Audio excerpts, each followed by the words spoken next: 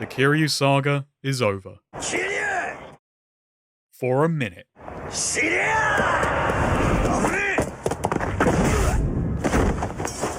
In 2016, Yakuza 6 was meant to be Kiryu's swan song of life, seeing the old hero off and giving him a chance to rest. But this didn't mean RGG Studios would be joining him. With the Kiryu saga brought to a contentious close, they had a question to answer. What is Yakuza without the Dragon of Dojima? Well, going forward, RGG wanted to be less like a dragon and more like a three-headed serpent. The following year saw the development of 5 new games and 4 announcements, meant to represent the 3 directions RGG wanted to simultaneously pursue. Use of existing IP with Kiwami 2, so-called sideways developments with a currently unannounced Judgment and, what's about to happen to this poor not-quite lad. And lastly, the Shinryu ga Gotoku project, what was considered the true next step for the studio. This consisted of 2 titles, Ryuugyo ga Gotoku Online, and the game we're all in line for today, what came out in the West as Yakuza Like a Dragon. This is our first non-numbered entry, but who needs a numeral when our new lead is number 1? A joke which only works in Japanese, where they kept numbering their new games anyway. Over there it's called Like a Dragon 7, The Whereabouts of Light and Darkness. A subtitle chosen at the very last moment by Nagoshi. 2 deadlines here, as this was the final day for the name to be chosen, as well as the day he was being taken into heart surgery, and fortunately neither flatlined. The name is a brilliant flash of inspiration, perfectly encapsulating the game ahead, fitting its genre shift while perfectly outlining the central conflict. Yakuza Like a Dragon is no slouch either, sounding similarly fantastical and not lacking for its own meanings, while merging the series' names with impeccable timing considering the transitional title this entry wound up being. Removing the number has been far from a shitty thing to do. Supposedly the original intent was for the numbered series to be over in Japan as well. I mean, taking 0 into account rate mainline games deep, which is enough to knock most series sideways. So what are we gaining by only taking a Hachi to it outside of Japan? More than you would think. First off, it's a reflection of the times. Back in 2005, Western localizers doubted a game called Like a Dragon would fly, but the Yakuza branding came with its own problems, namely backing up the idea the series would be a sort of Japanese GTA, meanwhile the only thing getting jacked were player expectations. By 2019, people have become generally more open to Japanese media. This had the added benefit of expanding what the series could conceivably do. I genuinely believe the name change was at least part of Ishin's worldwide remaster. Next up is something I find wonderfully daring for a long-running series. Yakuza Like a Dragon truly pays off the plot of Yakuza 6, following through on the theme of the older generation stepping aside for the new by actually doing that. In a number of ways, within the game and without.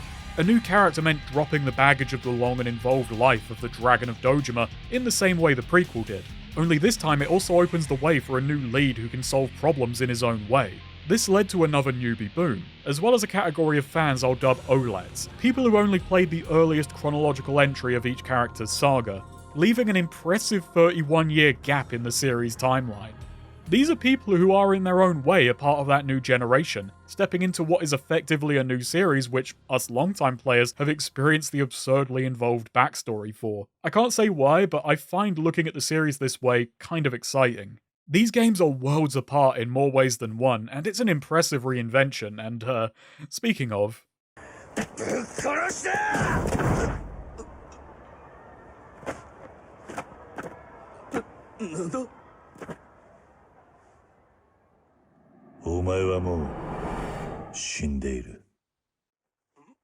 This poor guy. He thought he was after Kiryu, but didn't ken who he was really up against. Thug of the... No Game Award. He got picked off in the teaser. To a spin-off. Approaching this game has been thrilling yet intimidating because as a reinvention, it succeeds with flying colours. But this is still Yakuza, so as always I'll be drawing on past entries where I feel appropriate.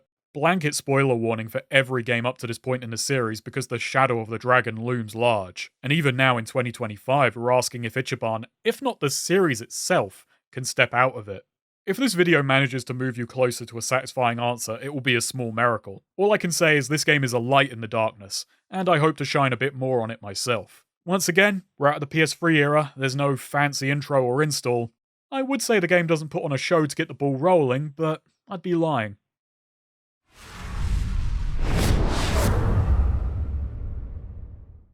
The game opens as it does for many fans nowadays. Not with number 1, but what came before. The climax of a revenge drama, with Masumi Arakawa playing the role of a bereaved daughter, taking vengeance on Ginji, the butcher of Edo. Before revealing the big twist. 筋切り銀次は値なのさ。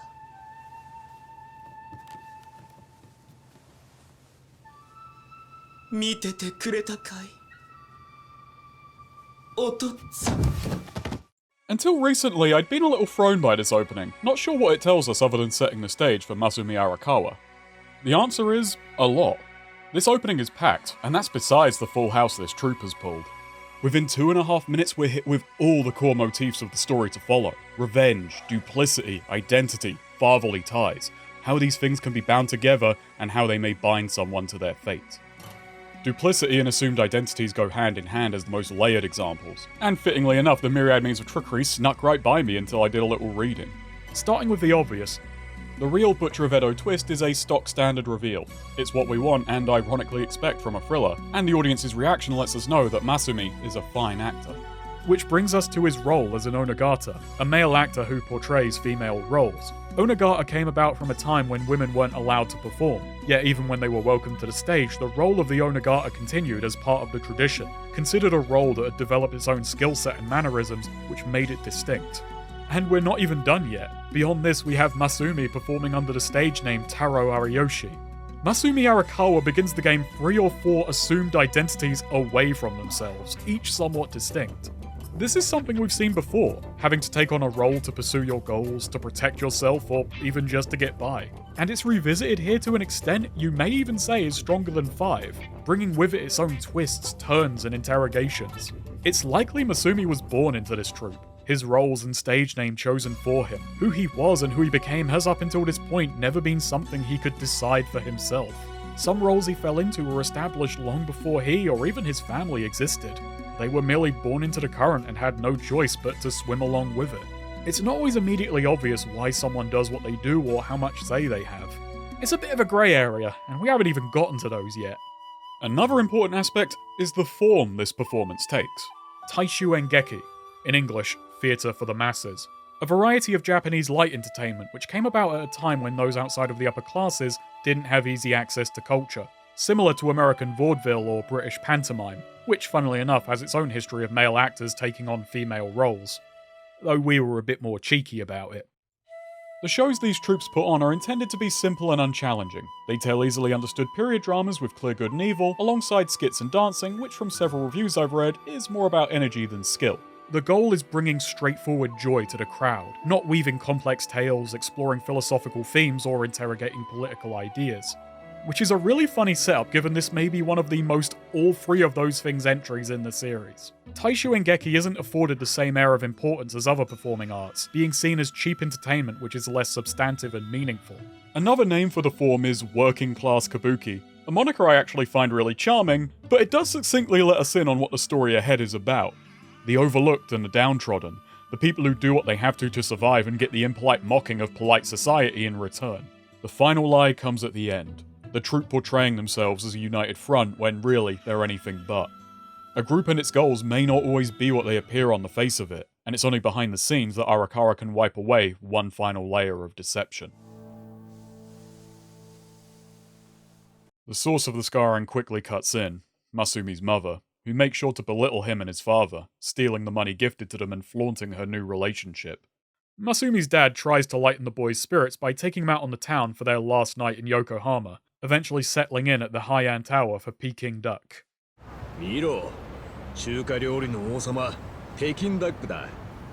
Before their main course arrives, Masumi steps out to use the restroom, and it's curtains for dear old dad.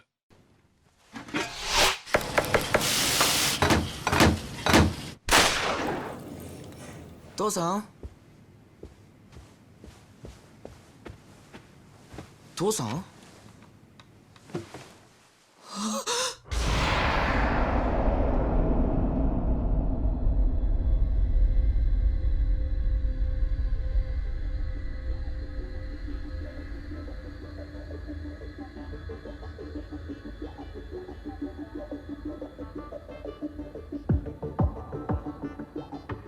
Cutting to 30 years later, we see Masumi Arakawa, now head of a small Yakuza family. It's the turn of the century, and there's just one question on his mind. I adore that line. It's such bitingly bitter juxtaposition. With the tiredness in his voice alone, you don't really need to know how the last 3 decades have been. He just told you. But boy, we're gonna get them anyway. It's also a nice palate cleanser of a joke to reset the mood so our new protagonist can start lifting it. Arakawa asks where's Ichiban. The stern Sawashiro, captain of the family, has him out running collections. And believe you me, those collections are running.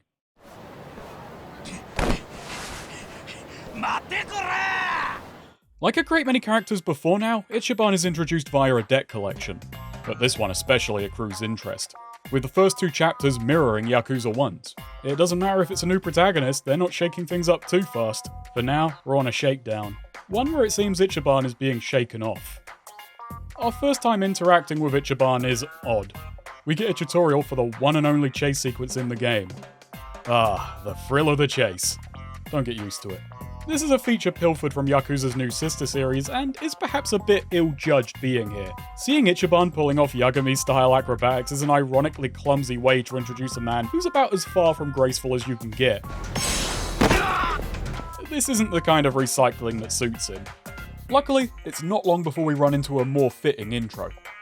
It appears the porn-peddling punk Ushio has given Ichiban the slip, but then our mad like-a-lad gets the drop on him.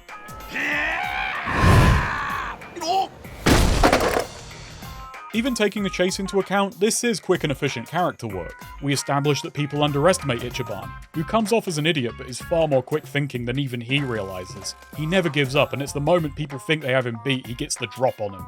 He knows Kamurocho like the back of his hand, and if you mess with the kids or the Arakawa, he'll show you the back of his. But Ushio doesn't want to go down without a fight, so let's get into... Actually, nah, you know what? Combat can wait its turn. Right now, story has initiative. Ushio's defeated, and Matsuo, Ichiban's Kyodai, deigns to turn up.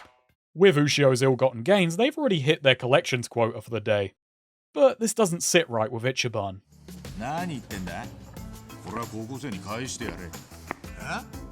He's trying to live a life of heroism that's not only out of step with the Yakuza, but the former combat system.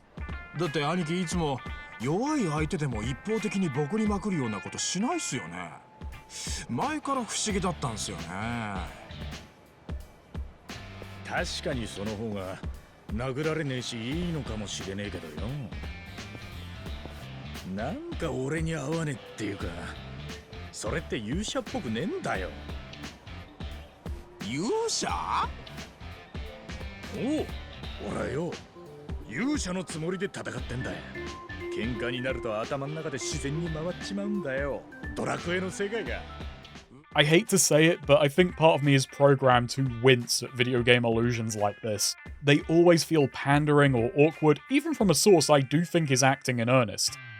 My reaction here isn't Seven's fault. This game is using it for intended effect and does it well, but it has to break my guard. And this first attempt only makes me reflexively recoil. It gets better at these striking similes as it goes along, which is fitting for an RPG, I suppose. One thing I do like is when Matsuo asks how the hell Ichiban can try and act like a hero given the fact he's a Yakuza, it at first looks like Ichiban dodges the question. But when Mitsu comes along with another gig, having returned from his collections turned returns gig, Ichiban makes his answer, demonstrating how he tries to be both a hero and a Yakuza. Discovering their new marks and old mate, working New Year's and bumming butts off the ground, Ichiban decides to follow the letter of the outlaw and not the intent.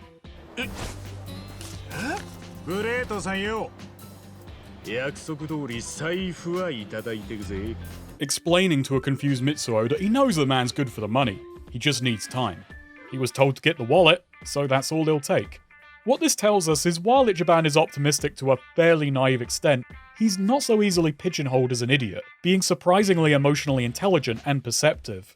It's a great introduction to the character, breadcrumbing little details and quickly giving us an idea of how Ichiban sees the world, which I find immediately endearing.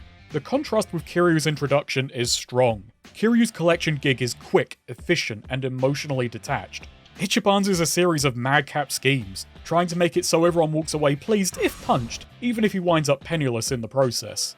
Kiryu was a dyed-in-the-wool Yakuza who we came to learn has a deep pit of self-loathing. Even as his heroic deeds piled up, he'd never imagined himself a decent person, because he's mentally filing everything good he does as penance he has to carry out for being such a burden. Having so little self-worth that self-sacrifice is all he thinks himself good for. At the end of the day, Kiryu was a criminal with a heart of gold, but Ichiban wears his on his sleeve, holding a childish conception of himself as a hero for which he's utterly unashamed, and he's on his own dragon's quest to be a hero Yakuza, inspired by games, the people of the city, and Arakawa. This quest gets sidelined when Ichiban is called away to deal with family business, and I don't mean the Tojo but the townsfolks, which gives us an opportunity to look at Kamurocho during this oddly quiet moment. It's a town in between the big adventures. The Millennium Tower's under construction, Don Quixote is shut, and they've uninstalled all the payphones, cause hey, there's nothing happening to ring anyone about. Starting us here feels like getting reacquainted, which is a smart call. In Yakuzas 5 and 6, the town feels distant and cold. We're on some level meant to share in, or at least understand Kiryu's growing distaste for the district, because it stands for a past which won't leave him alone.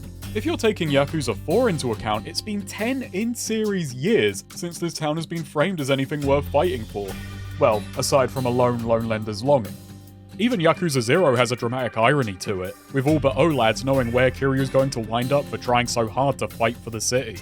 This little slice of the game, where Ichiban bums around with the people in his life, does a great job putting us in his shoes and giving us reason to once again care about Kamurocho.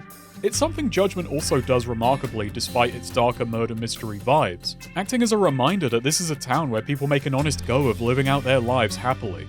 While Ichiban may grumble, it's clear his affection for the city and its people runs deep.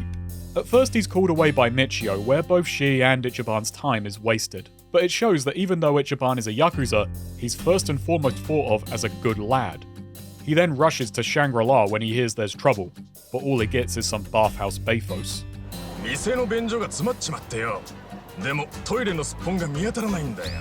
Shangri-La is his childhood home. It's where Ichiban was found abandoned, his parents a complete mystery. So manager Jiro Kasuga, as well as the many women of the night and people of the city, raised him, giving him a deeply sympathetic tie to those who make their lives in the red lights. And yes, via Shangri-La, we're getting blasted with thick ropes of dramatic irony, which the game itself lathers on thicker when Ichiban is reminded that he may not always be able to come home. A double entendre worthy of a soapland given how much this statement comes to mean. It's yet another testament to just how storied this city has become, that just making Ichiban's home this particular establishment immediately connects me to so many events over years of in-series time. You could call it a cheap pull, a small part of me does, but cheap pulls are probably part of why Shangri-La got so popular. The point is, at any moment things can go to shit. But for now, all they need is a plunger. ふざけんなヤクザは便利屋じゃねえぞなめてんのかなんだよその言い方はお前が散々漏らしたクソを片付けたのは誰だと思ってんだよ I adore Ichiban interacting with the townsfolk, because it winds up with him dropping his pure hero act in favour of acting downright petulantly, regressing to a surly teenager arguing with his parents. And his parents just happen to be everyone, demanding respect from them, and not realising that in their own way, they are showing him respect by trusting that for all his bark, he'd never bite. The only people outside of Kiryu's immediate circle we see in his intro is Majima, which more than anything else serves to establish Kiryu's rep. He may be obscured to the lower ranks, but he is a power player known to those up top. This is the key difference. When we first met Kiryu, he was already a local legend. Ichiban instead is a local character. Where the city looked up to the former, it looks out for the latter. Kiryu's intro depicted the night his life would change forever. Ichiban's intro is a day in the life. But both show what they had to leave behind, and we're far from done with introductions. Before Ichiban can go turn in all the nothing he's earned, a furious call from Sawashiro lets us know he's bungled yet another collection. It's his job to chaperone the young master tonight, and he's already late. So we rush off to collect the boss's son, the wheelchair-bound, emotionally ground down Masato Arakawa. He is to Ichiban what Nishiki was to Kiryu. If what we've seen up until now was to warm us to Ichiban and reheat our feelings towards Kamurocho, then this scene is an ice water shock. We see Ichiban in a panic, we see how out of place he is in this upscale apartment block, and then we get Masato's even colder reception. Ichiban has in a moment gone from outspoken to apologetic. And the night's only gonna get worse from here. It's a special occasion. It's Yumino's birthday! Ichiban's job is to be there and be square. Before they head into the club, Masato redirects him into a nearby alleyway, revealing he's gonna party pretty hard, much to Ichiban's horror. なんすかそれ海外から取り寄せた最新のエフェドリンだ Ah, ephedrine. Unblocks your nose and unlocks your legs. 行くぞ So he walks into the club, much to the staff's surprise. Turns out Yumino is a hostess who Masato has claimed as his girlfriend. When she's unavailable, Ichiban jumps at the chance to be useful.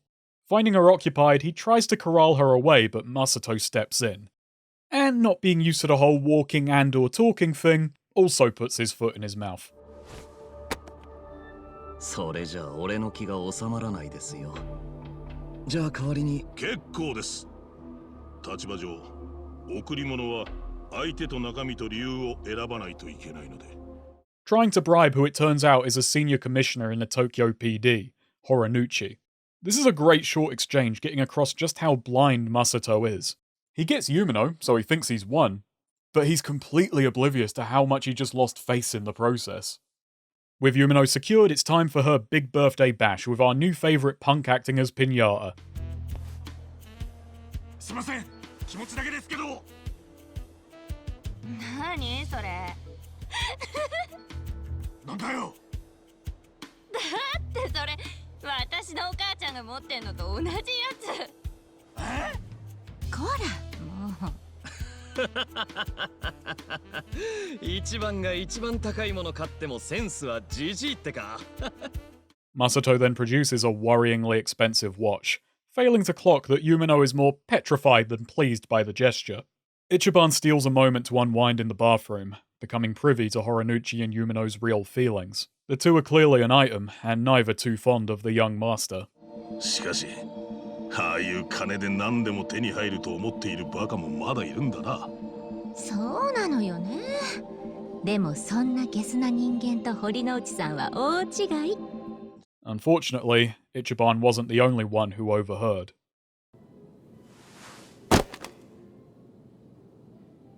俺は帰るからそれで払っとけ余ったらケツ拭く時にでも使え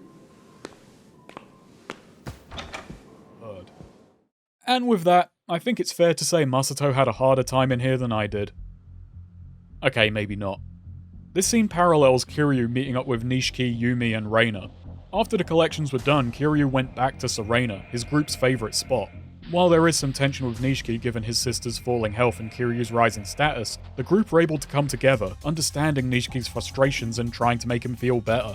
This scene throws a wrench into all of that, and it does a great job making Masato pitiable while keeping him sympathetic enough for the plot to get where it needs to go with the audience on board. First off, instead of a group of friends, albeit one with a love triangle leading to a whole lot of heat actions, Masato is paying these people to pretend to care about him. Ichiban is the only one who actually likes the guy, and he's been dragged along to be dragged through the mud. He's here to allow Masato to feel important. The guy didn't even need working legs to walk all over him. The real difference between these two scenes lies in their handling of power. Nishiki didn't like that Kiryu was rising higher than him. Meanwhile, Kiryu never cared for anything like status or ranks, which made it so much harder on Koi Boy. The young master, on the other hand, lords his social status over Ichiban relentlessly. It's clear from being chaperoned by the gang and looked out for by his family that Masato feels constrained. He takes their concern for him as condescension, and Ichiban's panic he may hurt himself as sycophantic. Being treated like glass his whole life has left him bitter and resentful, unable to believe anyone is treating him kindly without pity or ulterior motive. The irony then is him hiring hostesses to pretend to like him, to make him feel valuable and in control, a feeling he buys into because he paid for it. He's embarrassed by his disability, and tells himself he's shooting up for Yumino's sake. But it's clear throughout that while it's her B-day, it's his big day. Besides fixing up his legs and flexing on his lackeys, the only way he can think to impress Yumino is throwing money around. You can do that sitting down. I'm going out on a limb with this, but I do also take it that Masato's interest in Yumino is less to do with Yumino herself, and more because she's an incredibly popular hostess. She's less the object of his affections, and more an objective prize catch. Another way to make him feel important. The final moment where he tosses all his money to Ichiban is ironically a really powerful moment because it's him giving up the source of his imagined power, accepting it could only ever buy him the illusion. And with that shattered, it's worthless. Luckily for Ichiban, it's his only way past Sawashiro.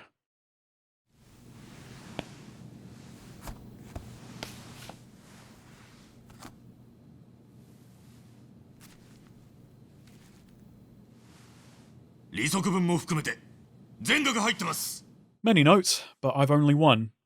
Ichiban is a terrible liar.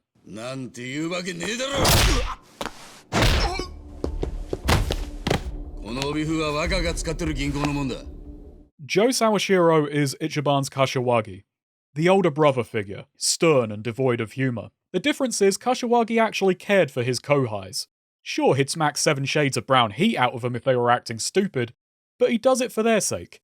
Sawashiro, on the other pinky, holds Ichiban in utter contempt.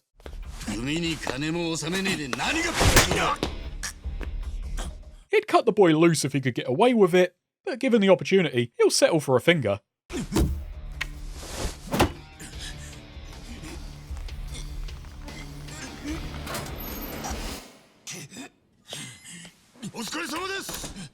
Only for Arakawa to arrive in the nick of time. Seeing what was about to go down, he calls Ichiban away. In his office, Arakawa asks if Ichi could at least try to get on with the captain.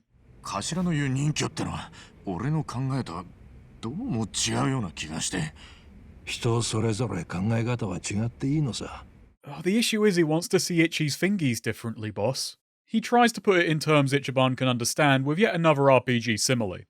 With each time they do a Dragon Quest riff, it does work a little better. This one is downright sweet, even if it ends on a sour note.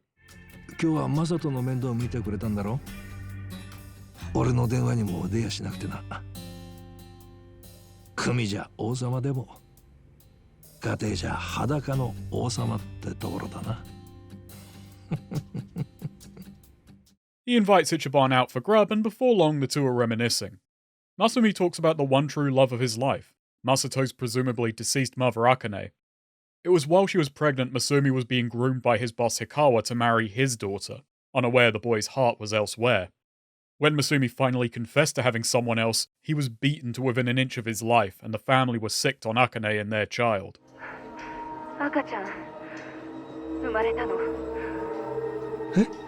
Masumi fought his way free and tried to get them all out, but when the Hikawa were closing in on Akane, Masumi told her to hide their baby in the coin lockers, arriving to find no Akane and no baby.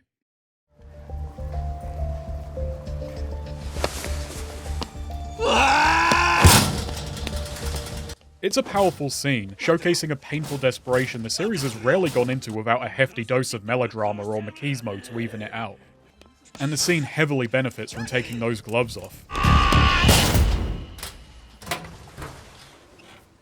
Masumi made it in time to save Masato's life, but not without a great deal of complications. A state which has clearly left deep marks on both of them. Coin locker babies are an unfortunately real phenomenon which was at its height in the 70s. It's an issue which is ongoing today at a, thankfully, greatly decreased rate. It feels relevant to bring up how many of the solutions to coin locker babies focus on friction which curbs the end result, rather than trying to tackle the root cause, because that would be uncomfortable and act as an admittance there are deeper issues in society and the way people are seen and treated, which could be seen as rocking the boat. I'm not saying what's been done in response is bad, I wouldn't actually be equipped to deal with this myself obviously, but it's closer to sweeping the dirt under the rug than actually trying to tidy up the problem, which is something this game's going to go into a lot. Arriving back in Kamurocho, the two finally settle on their meal, the king of Chinese food.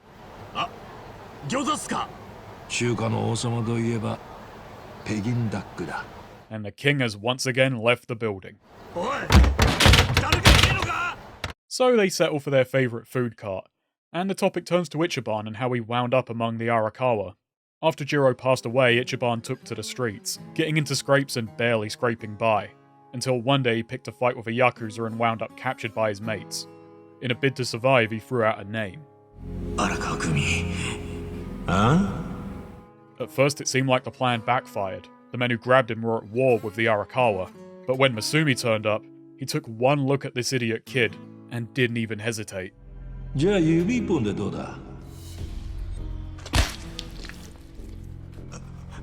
And before Ichiban could even thank him, he's floored for a second time. Masumi tried to make it seem cold, impersonal, like his hand was forced. But Ichiban sees through it, refusing to accept the gesture was pure pragmatism.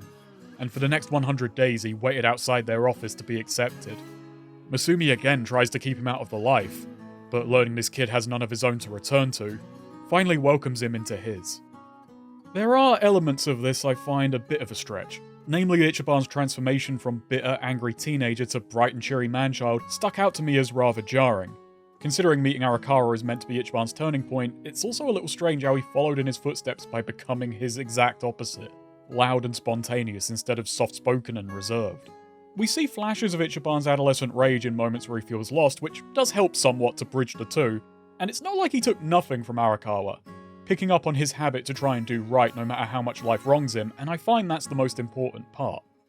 Masumi is Ichiban's equivalent to Kazuma. Where Kazuma always came across as measured and deliberate, even in his dotage, Masumi sounds exhausted, and you can hardly blame him. I love how they flipped the script on the patriarchal figure just by telling his story. It was as early as writing the first chapter, Yokoyama realized Arakawa's importance to the overall narrative, saying in a Verge interview, "I'm going to depict the life of this man, Masumi Arakawa. More than Ichiban, Arakawa's life is what Yakuza 7's narrative really pivots around. And his life story is a well-delivered tragedy. Meanwhile, his relationship to Ichiban as surrogate father is genuinely sweet." You really get the sense that Ichiban is the bright spot in Arakawa's life, which is all the more melancholy because his other son is trying to keep him in the dark. Kazuma's life, whether he had anything in it beyond the Yakuza, was something we never learned, because the more you know about him as a man, the lesser he is as a myth. Yakuza 7, just by exploring Masumi's past, imagines how empty the existence of a man like that may be. He's only larger than life to Ichiban, and his own life has largely been one of tragedy. We see why Ichiban worships the turf he treads on, but we also get to see the groundwork which allowed Masumi to be that person. By the time they meet, he's already gone through so much loss. What's a pinky matter if it saves a kid? Compare that to Kazuma, who didn't even lift a finger to help Nishiki. Here's Arakawa on frame 1. Kazuma's life was the Tojo. Arakawa's life is somehow even more of a shit show. But at least he gets to see off the 20th century, once again impressing his favourite punk.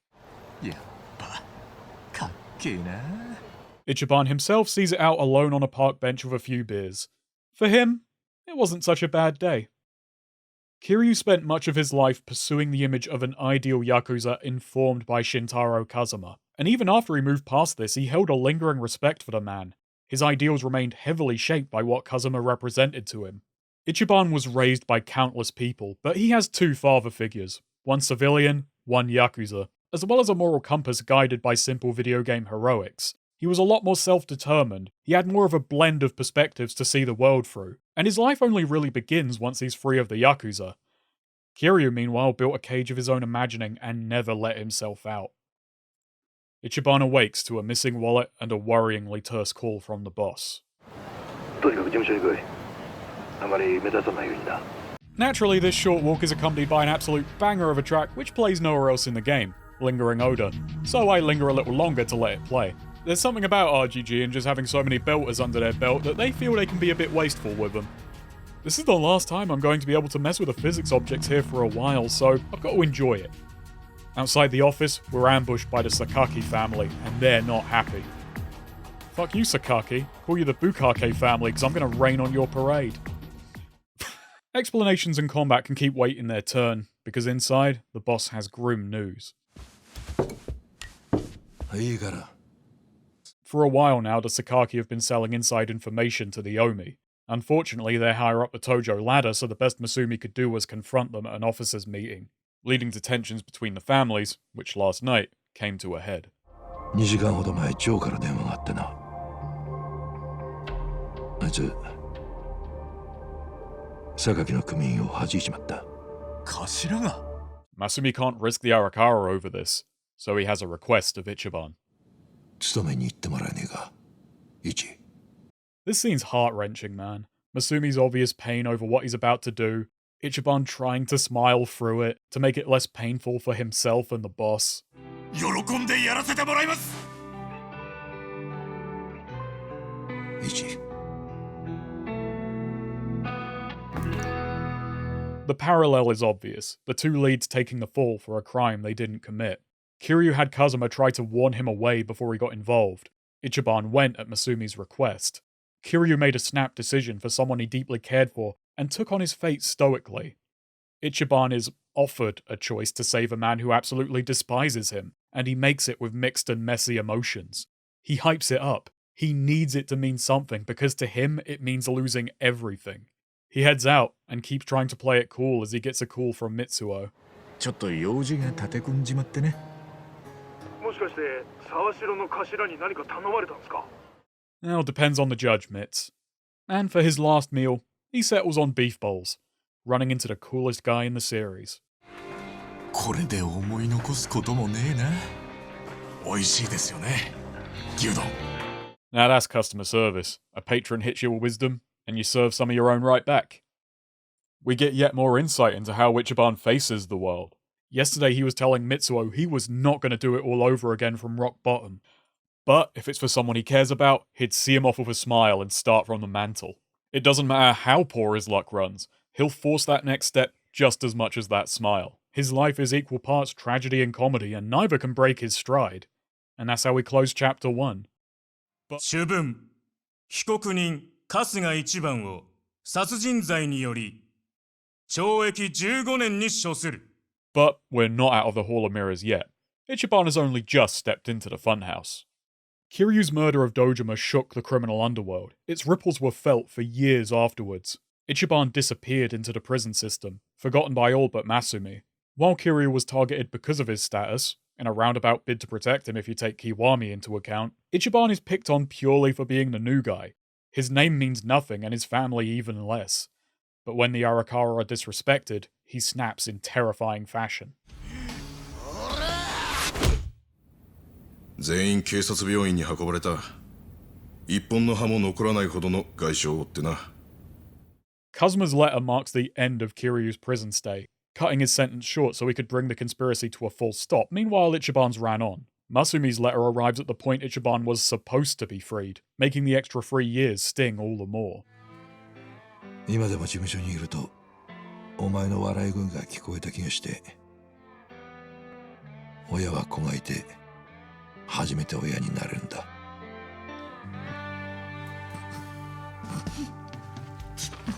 Beautiful crossfade and we're out. Ichiban is pained to find no one waiting for him. A guard says the days of bosses rolling up to jail to collect their men is over. Yeah, Ichi, we had a whole series about the changing place of the Yakuza in society, bud. You just missed it.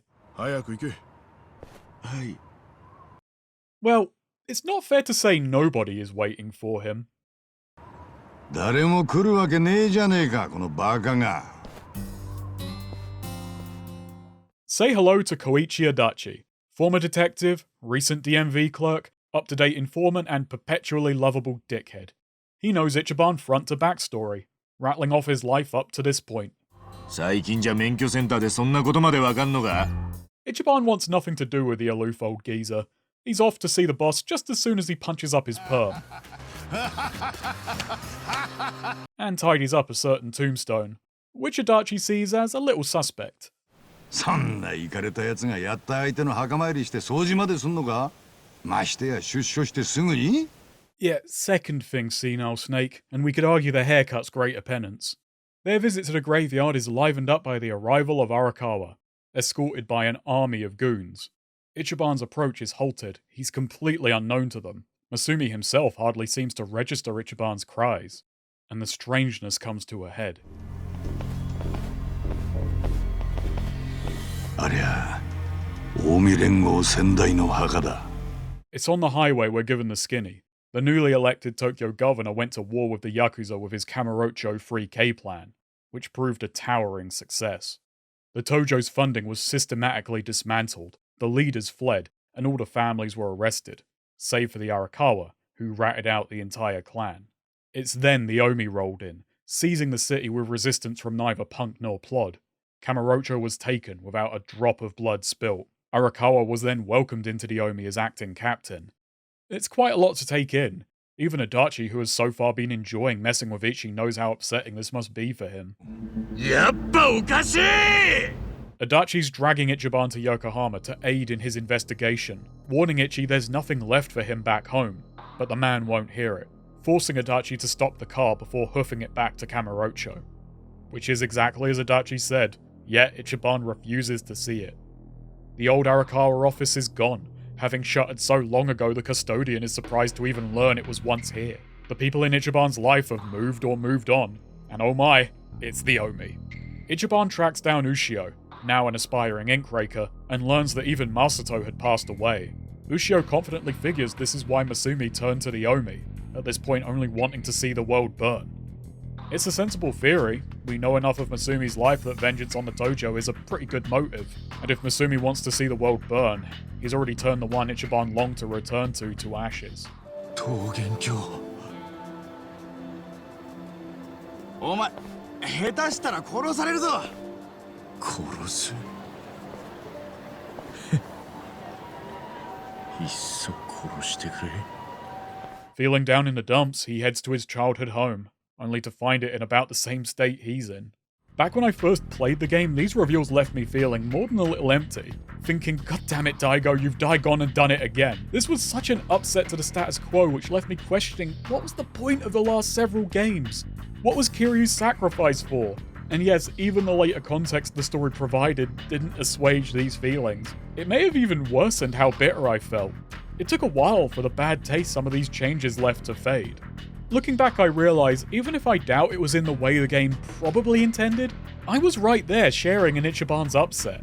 I had a oneness with him that I wouldn't have had if the game were to play it safer. It had to take away something from us both.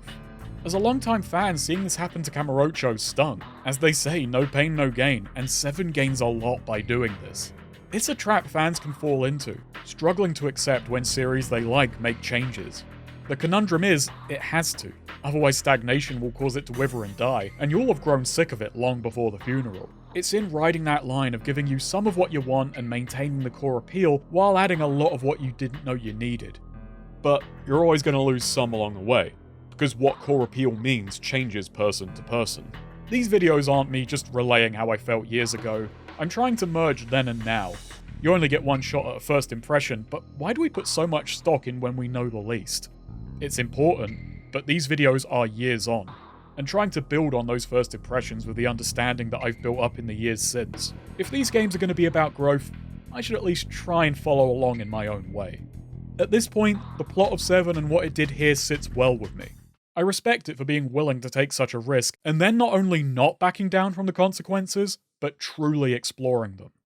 This is the other reason the intro had to set and reset audiences' feelings towards Kamurocho. Much earlier in the series, I talked about how each entry mixed and matched elements from different crime genres as befit their individual narratives, pulling thriller, noir, and heroic bloodshed motifs as needed. Yakuza 7 does something really inventive. As it skews closer to a JRPG in format, it takes traditional beats from the genre, as well as broader fantasy, and gives them a crime thriller makeover, with Kamurocho itself serving as the doomed hometown. It's a brilliant play on the concept because it, admittedly riskily, uses the player's own long-term emotional investment in the town to heighten the impact. This sequence is one gut punch after another, and when Adachi returns, it's not to deliver the finishing blow. Kasuga, 俺が今までにお前に話したことで嘘は一つもない。 Now treating Ichiban a little gentler, he explains what he's after. The man wants to take down Horonouchi, suspecting him of playing a big part in the Omi takeover. But while the commissioner is well beyond Adachi's reach, Masumi is not, and Ichiban is his avenue to Arakawa. Adachi has a plan to get to Masumi. There's an officers' meeting tonight at Heian Tower, the same spot he and Ichi couldn't get back into 18 years earlier. 荒川のおやっさんが俺を呼んでる We're going to break in. We're given a phone and told to meet back here later. It's then we run into Nick Ogata. He repeatedly likens women to businesses, and it's probably because he owns both.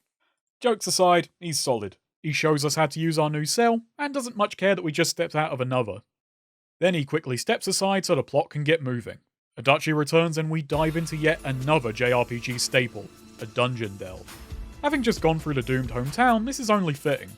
Funnily enough, this isn't the first time the Kamurocho Underground has served such a purpose, playing host to a roguelite mode in Dead Souls, an activity which was ironically better fleshed out, with prop-gen layouts and even NPC flaws. Here each dungeon is set in samey stone, which I couldn't guess on first glance given their anonymous visuals and blocky, flow-free design. To learn these were handcrafted, or at least static layouts, well, it was a surprise to me on par with some of the later story twists. The two fight under and up through town, Adachi having to stay behind to hold back the cops, and it's then Ichiban comes face to face with Sawashiro. 親父にくっついて近江に寝返ったんすか。寝返る。おいおい、やめてくれよ。このご時世、当たり前の身の振り方をしただけさ。Neither Ichi's sacrifice nor the years have seemingly softened Joe's low opinion of the boy. その扉開けて。昔からてめえのふぬけ面見るたびに、いつかぶっ殺してやるって思ったもんだ。The only difference now is Ichiban can hit back, and with the boss behind him, he wasn't going to stand for long. This is a really cool fight, and nope, still not combat's turn yet. We'll cross the combat bridge when we come to it. Low opinion aside, when he's down for the count, he does offer Ichiban a warning.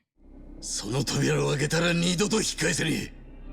俺はこの扉開けるために18年。Ichiban bursts into a room full of Omi officers who somehow didn't notice the ruckus outside. But in here, you could hear a Tojo pin drop. Masumi addresses Ichiban flatly, dispassionately, yet still getting his hopes up.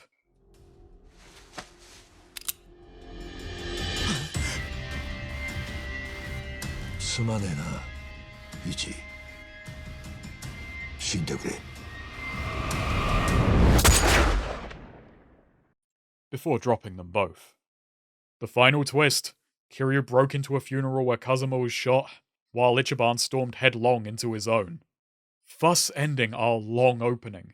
This is the point at which Like a Dragon really starts diverging from Like a Dragon. But before we move on, let's tie the comparisons into a neat little bow. Yokohama said after Yakuza 6, the studio's mission wasn't to create the next Yakuza title, but the next protagonist. Pointing out that Kiryu and Ichiban are top to rock bottom opposites is more or less the most obvious statement you can make. What's impressive are the sheer lengths gone to make that statement stand up. In a 2017 interview, Nagoshi laid it out like this. If we don't make him different from the great man, the player would probably end up saying, yeah, Kiryu could have done that. We wanted to make the new protagonist someone that would make people think, Kiryu's great, but I like this guy too. Quite a humble aspiration, and with that in mind, it could be seen as me doing 7 a bit of a disservice by using this introduction for relentless comparison. Perhaps I'm not ready to let the dragon go just yet, or it could be that comparison is the point. By making Ichiban's origin align so heavily with Kiryu's, they beat the player to it. No matter what they did, Ichiban was always going to start in Kiryu's shadow, so they had to shine a light on how he's different and fast. So they used similar plot beats to show how differently the two play out. And you know what? Kiryu is great, but I like this guy too. Quite a bit actually. What's great about this mirroring is if you know it's there it works, and if you don't, it's still a great intro which stands alone. Now, it feels a bit odd to end this round of comparisons on the surface level, but if Ichiban just hit rock bottom, I feel it's only fair I get to follow. Let's go over their designs. Kiryu's light grey suit atop a red shirt speaks to a stoic exterior with a fiery and passionate core. Be disturbed. Don't worry, we won't disturb anyone. Ichiban's flipped colour scheme screams of a loud, emotional sort with a pure, thoughtful soul underneath.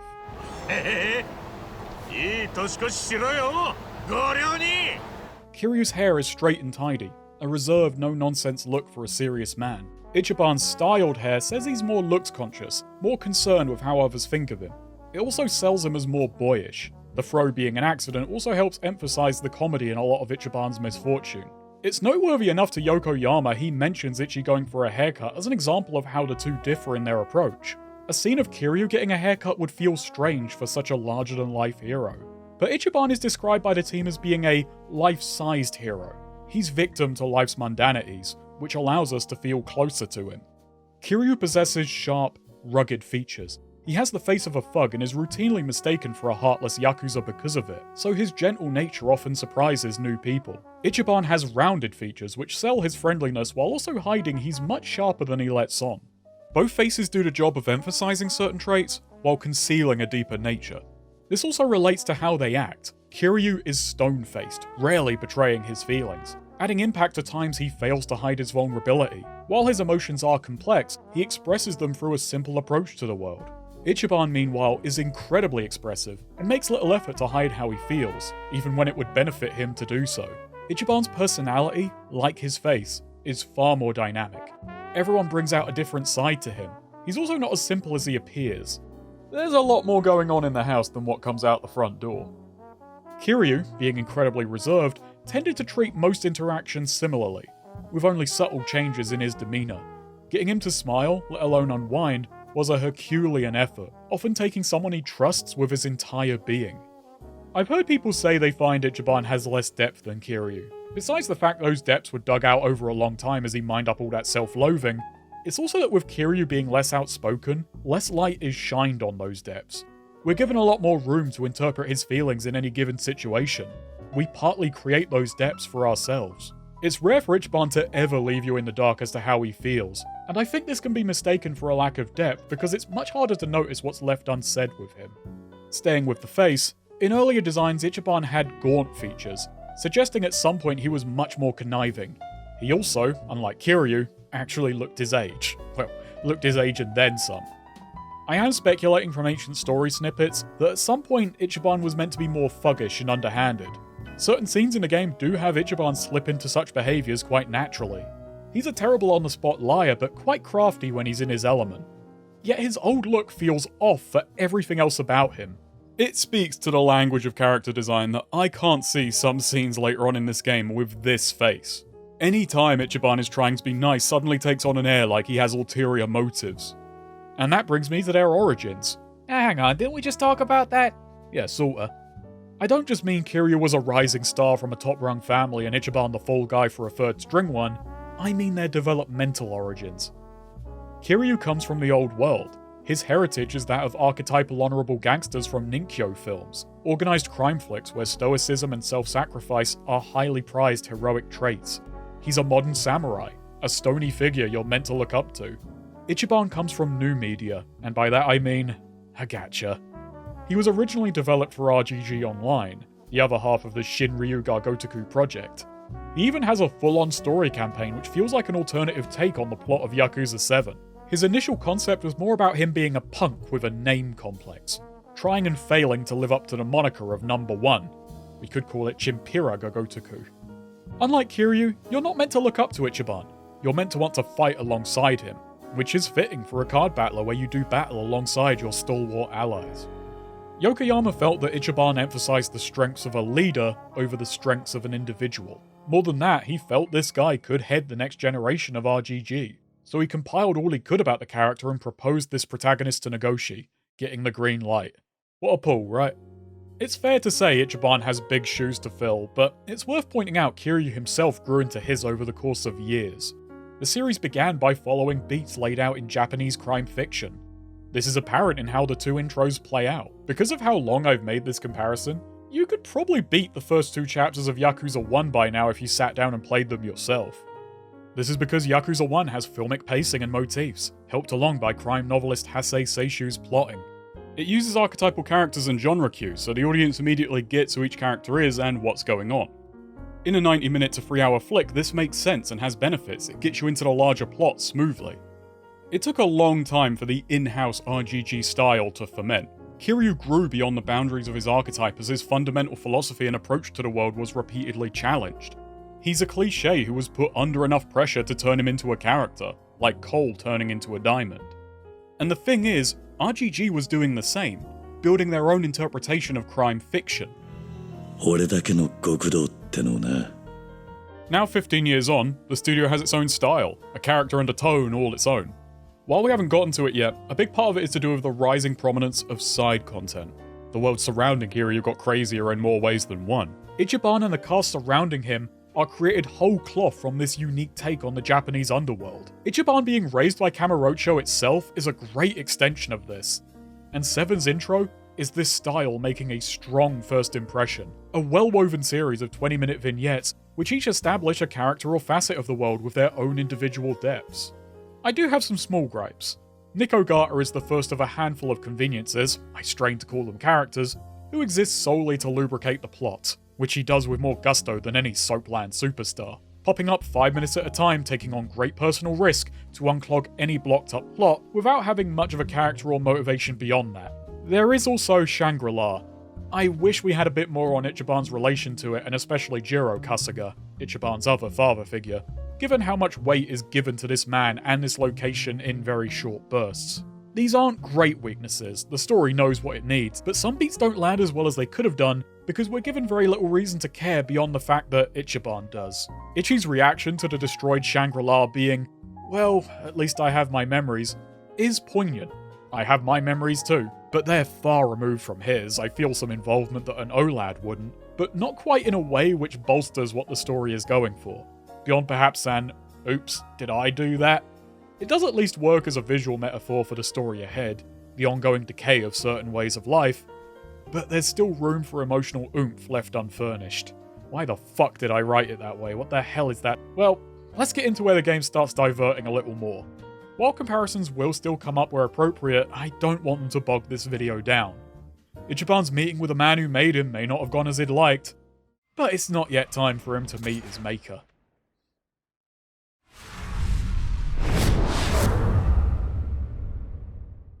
Ichiban awakes. He's not in hell, but a garbage heap.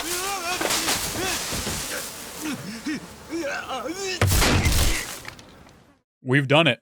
We've hit rock bottom, which naturally means we're surrounded by some pretty stony bums. ようやく目覚ましたか。今日が水曜日じゃなくて命拾いしたな。水曜はこの辺生ゴミの回収日だからよ。Ichiban's been patched up by Nanba, a former nurse. 弾は心臓をギリギリかわして動脈を傷つけず背中から抜けてた。軌道がちょっとでもずれてたら。Who rejects his gratitude, saying a dead Yakuza attracts a lot worse than flies. He wants Ichiban to get lost, uncaring this is clearly the most lost the man has ever been. Just where are we? Well, we're in Isesaki Ijincho, Yokohama, at a homeless camp along the Sakura River, roughly an hour out from Kamurocho. It's only when Ichiban collapses from his still fresh wound Nanba relents.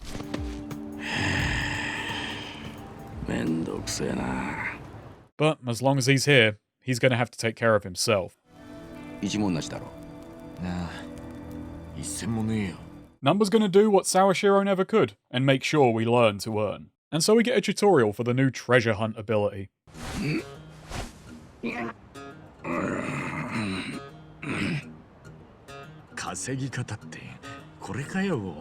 funny little riff on the RPG hero's inclination to pick through everything they see.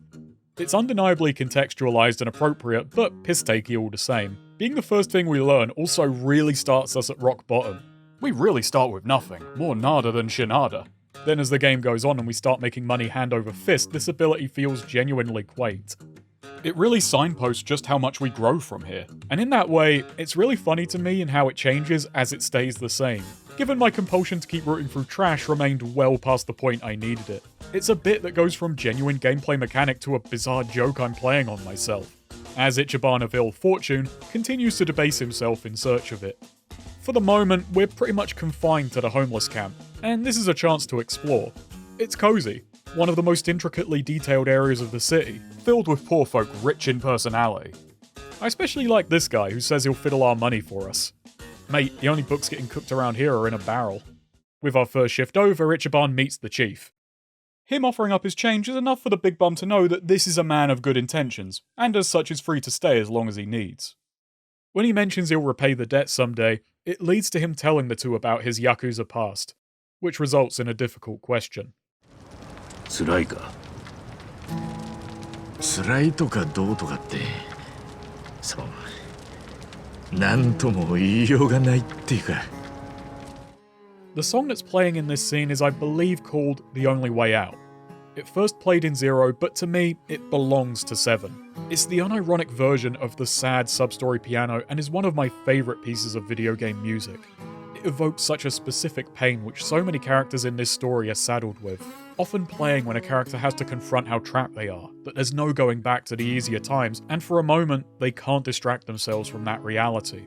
The repetitive strums and long lingering notes tell us this isn't a short, sharp, stabbing pain. This is a dull ache carried for life. A malaise waiting outside every happy moment for them to step out and discover it, waiting right there for them. It even plays during the seemingly happy memory of Ichiban joining the family, because for him, Arakawa was the only way out. It's a track I adore, it never feels overbearing, and it's exactly the right level of melancholy to hit me extra hard. Lucky for Ichiban, he's not going to be waiting long for his next distraction. Tomorrow, bright and early, we're going to make collections. We're taken to Kansan, the man who puts the cycling in recycling. This is Can Quest. It's a pretty simple setup. We gotta collect cans, down energy drinks to dodge or destroy rival bums, avoid the garbage trucks, and occasionally luck be a lady with a torn trash bag spewing spent soda. Collect your quota within a 2-minute window, making sure to return in time with your haul. It's the best video game adaptation of Carts of Darkness I know. This is the kind of recycling which suits Ichiban. It plays very well, the bike has a satisfying heft, smashing through the competition is fun, and the whole thing is deceptively deep. Hitting S ranks isn't just about skillful maneuvering, it's about checking the map, predicting freshly spawning cans, betting on where boosts may spawn while keeping one in reserve for emergencies, deciding whether it's best used offensively or defensively, before it winds up ditched in a moment of panic anyway. To do well, you always have to be thinking 2 or 3 turns ahead, sometimes quickly shifting your plans when your imagined opportunity doesn't come through. But when it does, it's immensely rewarding, as you clear several roads and rude boys in quick succession.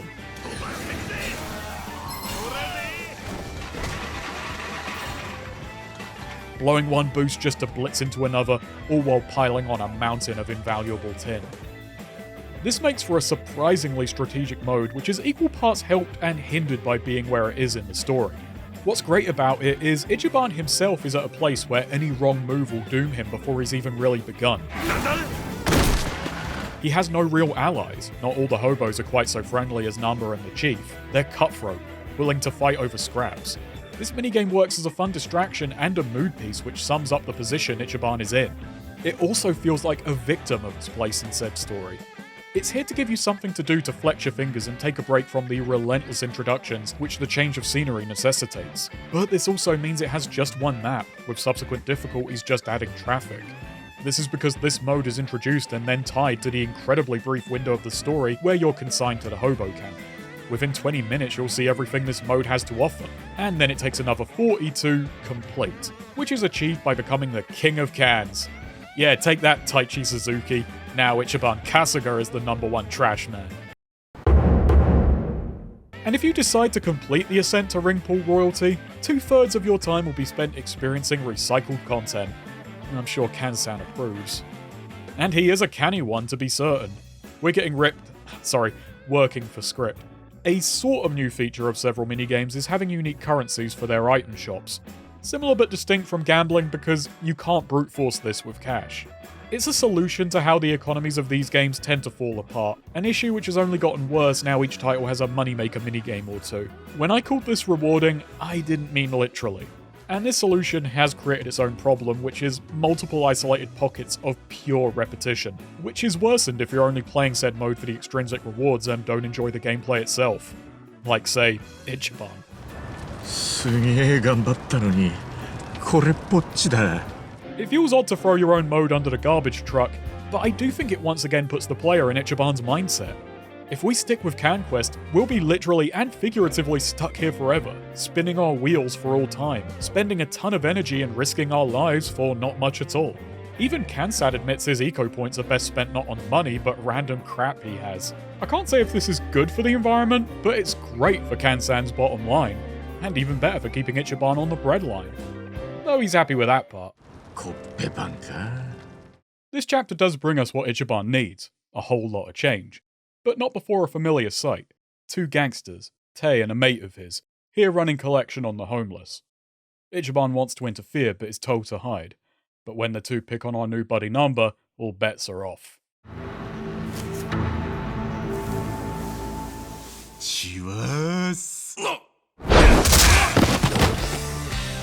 It's another great moment. Ichiban repaying Nanba's kindness and being reintroduced via what else but another debt collection. He may be blind to the hobo code of conduct, but he sees right through these two.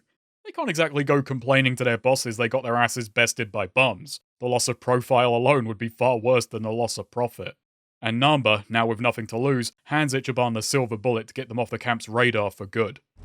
だいたいここはリュウマンの島の外だろうが。マジか。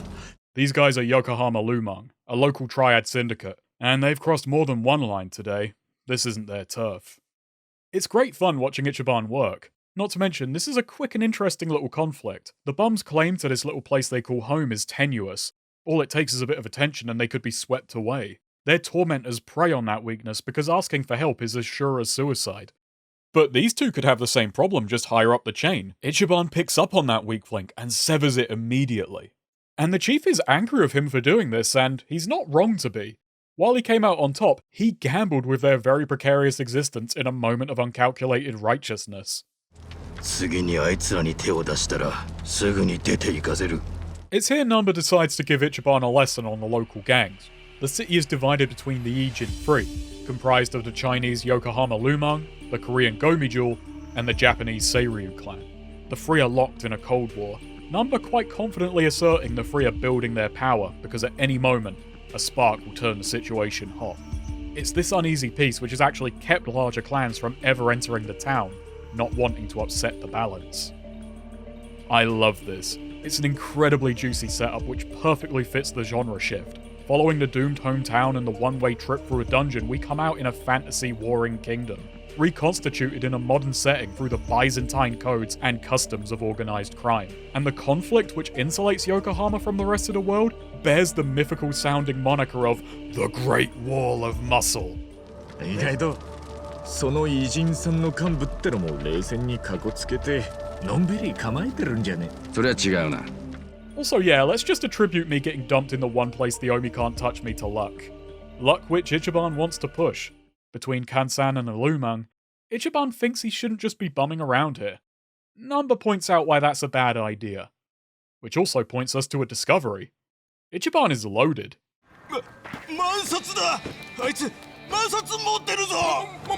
Only problem, this is a fake. One of outstanding quality were it not for one glaring defect. Now the rest of the bums are wary. Nanba once again sticks up for Ichiban, as it's clear the bill was placed on his person post-shooting. But either way, this is the last straw. It's time for Ichiban to get out of their hair. But not before trying to hype up the crowd to join him in going to hello work. Now it's Nanba who shouts him down. And yeah, I wouldn't be so excited about going on JSA either. Jokes aside, this makes for an important moment. Ichiban's loud, cocksure approach to life being presented as off-base, short-sighted and self-centered is uncommon.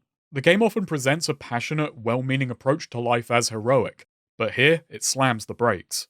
Ichiban can punch their way out of a problem, but he can't talk them out of their entire situation. Their individual lives are too complicated, their reasons set too deep for one rousing speech to turn it all around.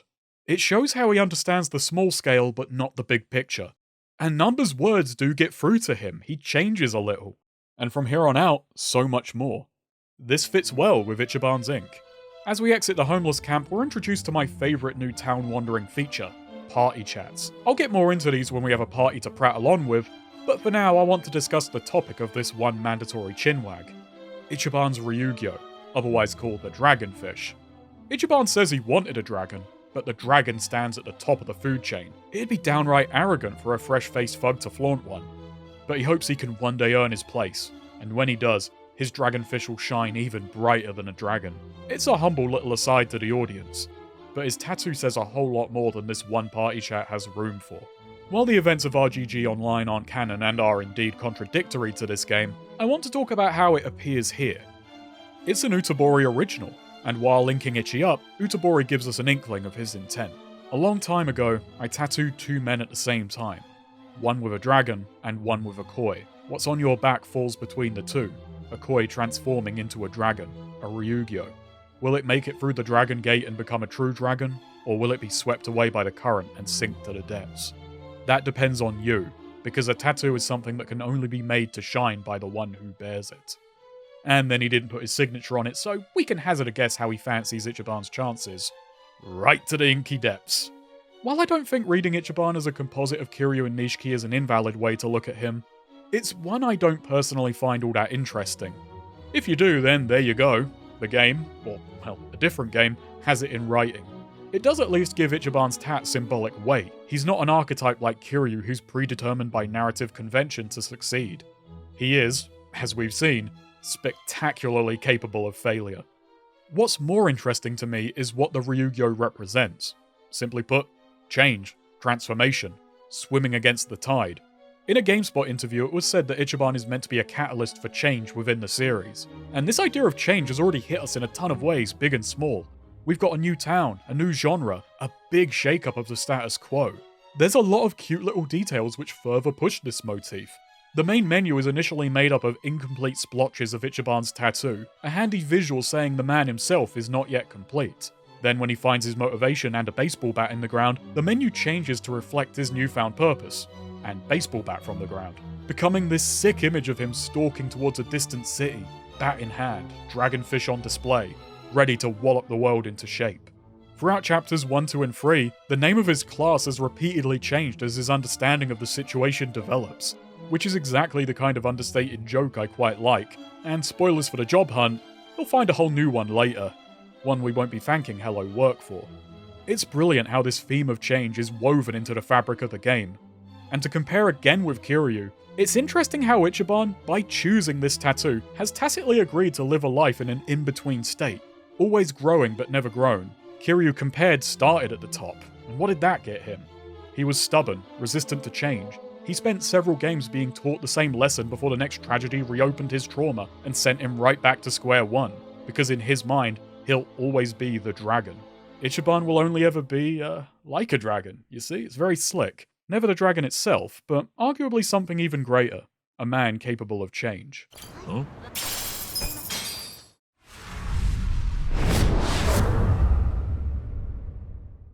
We move into what I would call the part-time hero arc, were that not already a mechanic, so we'll call it the Dragonfish quests. The next 6.5 story hours follow a fun formula. We get a new party member, already done that much, come across a scheme one of the Ijintroo are plotting, and set forth to put a stop to it, occasionally running into another, even more detestable foe along the way. The two arrive at the job centre, and between the large crowd and their advanced age, Nanba is pessimistic about their chances. Ichiban says passion will pull them through, but the thing is, bureaucracy thinks passion is poor form. Probably even has a form to punish it. Without a proper address to work with, all Hello Work can do is say goodbye and good luck as it kicks the can collector down the road. 熱意は伝わったか? いや、全くダメだ。だよな。 As the two brush off a boozed up bum, they're approached with a pretty shady sounding gig at Riverside Bar Harbour Light. There's some hesitation, but they have to take it. Where black and white rules were making them fools, what's in the grey's offering to pay. ありがとな、おっちゃん。ちょっとこんなところで斡旋しないでくださいよ。まあまあ、規則や法律の中だけでは救えない人間もいるんだよ。はあ、いっつも勝手なんですから所長は。 So this is absurd, and you wanna know why? It's because RGG haven't made Hello Work up. Say hello to Hello Work. Japan's actual for-real goddamn government-run employment service. Will their real directors slip you off the book jobs? It'd make them better than fucking job seekers. When they make it to the bar, the two are unhappy to learn they're on guard duty. The mama is deeply apologetic. It wasn't her that arranged this job, but her meddling mate Hamako. Here's the problem. Across the river, the Geomijul have been siphoning electricity from the bars, running up their energy bills to unsustainable levels, putting the entire district at risk of shutdown. Hamako wants to cut them off, and we're here to ensure they don't get cut down for doing so. Nanba's terrified and tells us we'd better be the ones who cut. Problem is, Hamako already has. 何してんだよ、ババ。私も年かね。 I like Hamako. She gets things done. And despite Nanba's protests, Ichiban quite happily takes the job. 人助けして金までもらえるなら、願ったり叶ったりさ。いいこと言うじゃないか。 It's a few shaky hours later when in comes the drunken destitute from the job centre swinging a sledgehammer. The game skips a chase sequence as we face off with him at the bridge into Koreatown, learning he was hired by Geomijul to intimidate them into reconnecting the power before fleeing, his escape covered by Geomijul sharpshooters. The two are pinned down, all hope seems lost. That's until Ichiban stands up and makes a Hail Mary speech. 何してんだよ。 telling his anonymous enemy that whether or not they leave the bars alone, the power's getting cut off for good regardless. They respond with one last message, loud and clear. 気が済んだか。 Nanba is blown away. ありがとよ。そうこなくっちゃ。 And Hamako has a tidier gig lined up tomorrow if we're so inclined. Oh. Oh.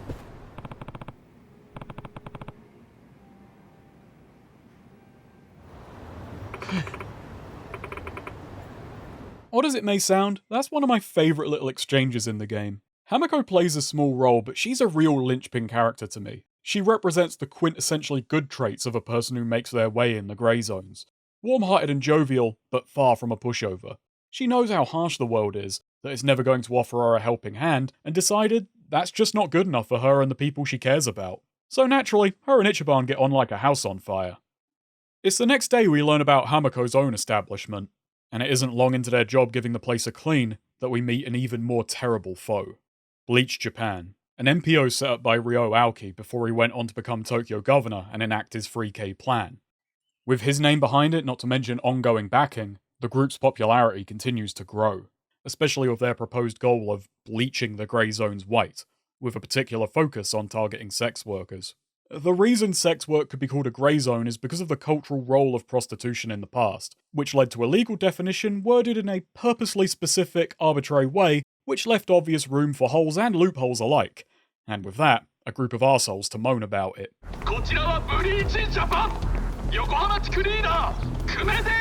The protest is headed by Kume, and today, Hamako's joint is in his sights.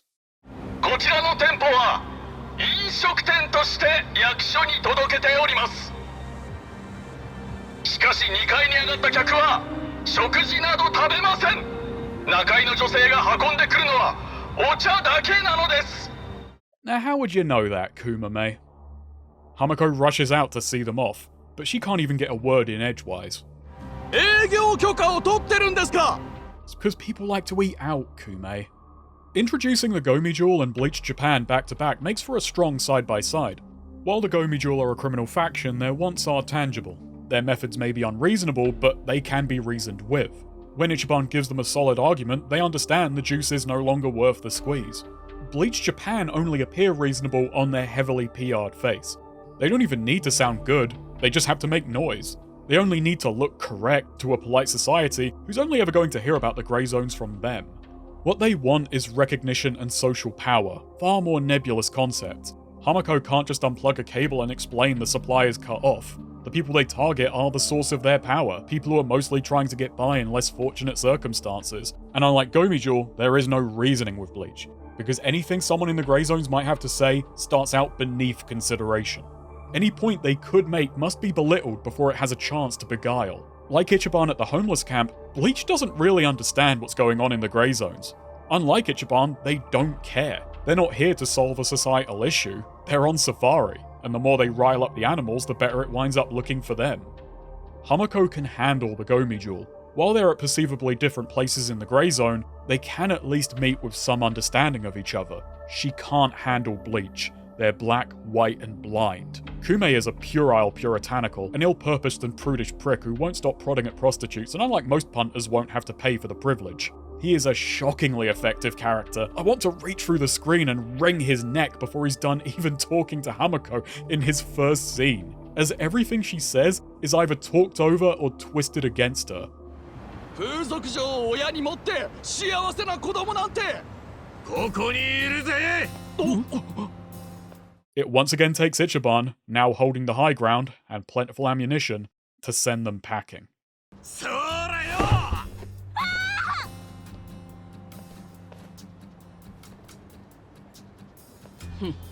なかなかやるじゃないか、一番。 I love Ichiban. If you could show me a man looking more heroic holding a bucket full of cum, well, I don't want to see it, but I'd be impressed. After once again seeing Kume off later that day when he makes a more underhanded move on Hamako's establishment, she decides to offer her two new guards a more permanent position, a place to stay.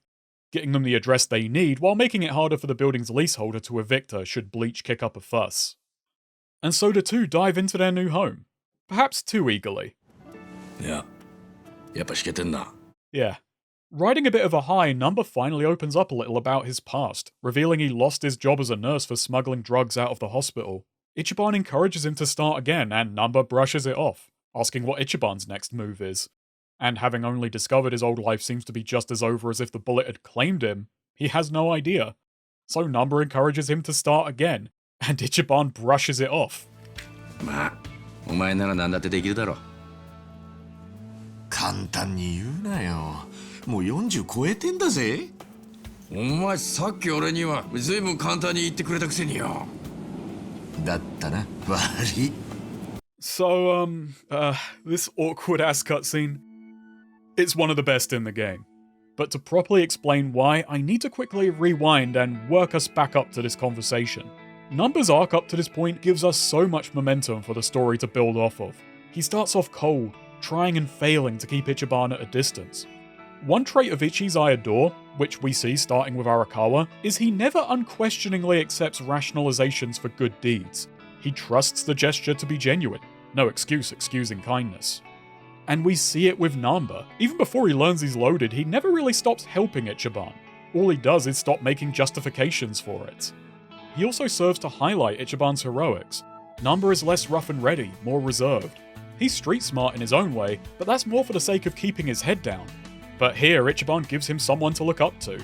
He's genuinely inspiring to the guy, and Nanba himself becomes more courageous as he sees this poofy-head prat's heroics actually panning out. And so we get to hear these two new friends talking about dreams, not in a Yakuza 5 way, presented with unreserved melodramatic enthusiasm. These two need to awkwardly work up to such a vulnerable, potentially embarrassing topic. ガキの頃、俺は勇者になりたかったな。あ？勇者？どういうこと？ドラクエに出てくんだろ？あの勇者だよ。それゲームのキャラだろ。ありえねえよ。悪いかよ。いや、まあ。And Ichiban is embarrassed, trying to defend his kid self for having kid dreams. So it falls to Nanba, who has seen what Ichiban can do, realizing he's wrong to judge. なりゃいいじゃねえかよ、勇者。It's the chapter-long build-up to this point which makes it land so strongly. We get to see the impact Ichiban has on the people around him. His own unwavering belief that the best will come to pass rubs off on those around him as he fights to make it true. そりゃ職業じゃねえよ。でも、勇者ってのはスライム倒していつか成り上がってなるもんだろ。And my defenses are broken. This one works. It's a video game illusion and an emotional critical hit. For me, it works because it starts from a place of believable awkwardness when talking about such a big emotional topic like dreams, then works its way to a point where the video game metaphor clicks with total sincerity. The characters having to muddle through that awkwardness brings me along with them.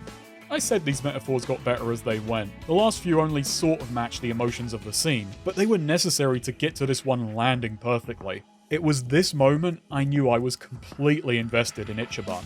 A great many have also found inspiration in just what this scene shows. Two 40-year-old guys deciding they've still got time to start over.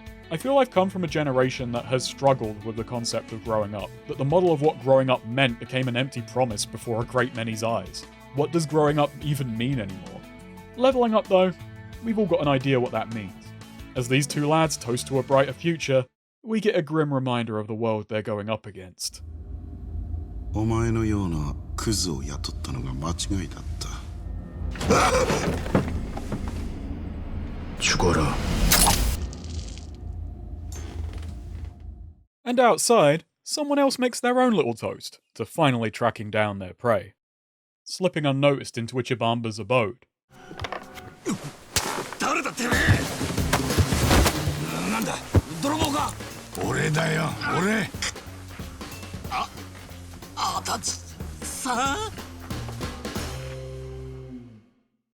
Adachi has returned, and Nanba being here gives Adachi a perfectly good reason to recount his backstory for his and the audience's benefit.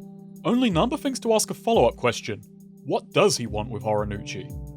In a word, revenge. Horonouchi was Adachi's superior at Kanagawa before he got transferred to Tokyo for his commissioner gig. Adachi's problem lay in how he gained this promotion. Horonouchi let a man take 17 years, a man who wound up killing himself in his cell, all because he was fingered as the perp before testimony turned up that would have vindicated him. Revealing this would have been politically disadvantageous, so he just browbeat the witness into silence. Adachi tried to link the alibi, but Horonouchi caught wind.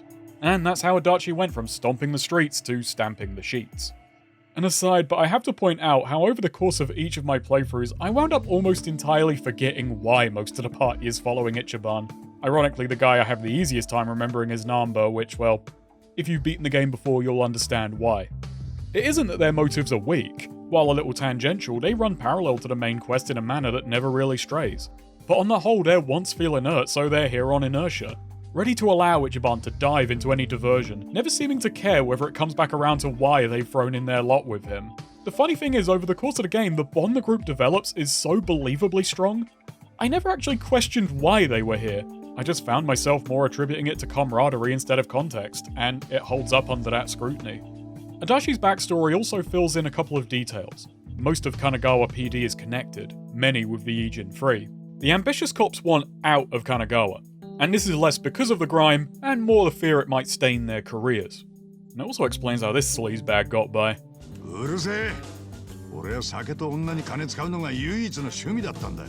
Yakuza 7 features a great many conversations like this. Tidbits and trivia about society, observations on people and how they act, and asides putting forward very dim views of institutions. Often digging into how what's in the public's interest and one's personal interest can be grossly misaligned, and how this can have disastrous consequences for people dependent on the system working as advertised. It's a whole game filled with uncheery nigiris, but this time built on a foundation where these topics bolster the overall story, rather than feeling like an awkward digression from it. Anywho, Adachi's stunt on the roof cost him his job, and the big-ass pension he was due for, so he's coming down to Hello Work with us. Beyond the bridge we find a bat, embedded in the ground. The three gather around in childish fascination. It won't shift for our two allies, but Ichiban.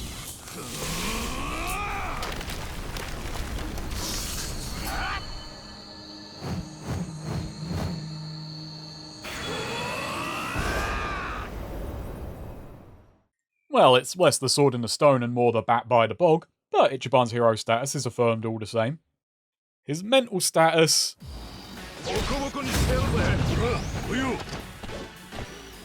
it's a bit debuffed, but he's happy to roll with it.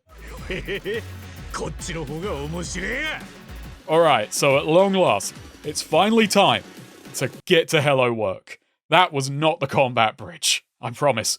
We'll get stuck into combat soon. I'm not trying to become a parody of myself kicking the actual gameplay discussion back for so long. It's just shaping out that way. With place of residence secured, Hello Work can finally address our problem. The director, Kanbei, who slipped us that dirty job the other day, says that from here on out, it's all going to be by the books. Nice clean work. So naturally, a bathhouse. We're sent to Otohime land, headed by the... let's say uncompromising Nonomiya. Hi, Fronto. お湯の出が悪い? お客さん変わるたびに風呂のお湯入れ替えないで使ってよ. A shrill skinflint who quickly sparks disdain in the party, acting especially callous to Nanoha, one of his girls. She's stressed, sick, and trying to arrange care for her father, who's in even worse health. 早く死んでくれれば楽なんだろうけど、まだまだ生きてそうなんでしょ? Between Nonomiya and this place being under Seiryu protection, Nanba and Adachi are ready to say no, but Ichiban says me, yeah. 働かせてくださいや、店長. Later explaining to the crew that while Nonomiya is short with people, he's not sugarcoating the business. His knowledge of his girls' personal lives must be a sign he cares deeply for them. I can imagine why a boss knowing everything about his employees' lives, especially in this line of work, isn't an automatic green flag, and Nonomiya is not yet done digging his hole. The man's proud his girls are all people with their backs to the wall, because if they didn't absolutely need the job, well, they couldn't provide the emotional depth customers really crave. You know what they say, desperation is lubrication. I think the only people who say that are on the register and can't go to Hello Work. We're given our first task. Nono produces a picture of Nano. his top 5 earner 5 years running, or some other verb anyway. She had to take up this line of work to make enough to provide for her ailing father.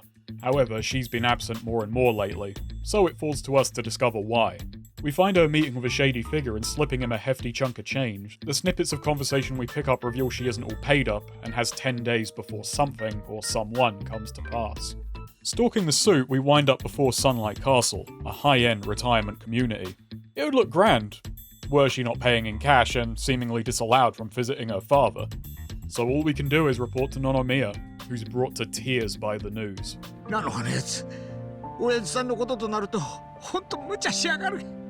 Oh, this must be that emotional depth he mentioned. Turns out, under a rough exterior, the man does care for his girls. He wants to call us off, but this still strikes the gang as shady. The cost of the place is extreme, the excellent course downright extortionate, and they figure they're holding Nanoha's father hostage until she's paid, going over the various ways the elderly can be exploited. Nonomiya then prostrates himself before the group and asks that we save her, and Ichiban is once again the man with a plan. And Kanbei's on board, finding us some contractor gigs with which we can con our way in, though he does struggle with Ichiban. Why, Yakuza and retirement homes, they mix like oil in the contents of a catheter bag. Once inside, the place does appear above board, but when Ichiban sneaks upstairs, he spies an eerie sight.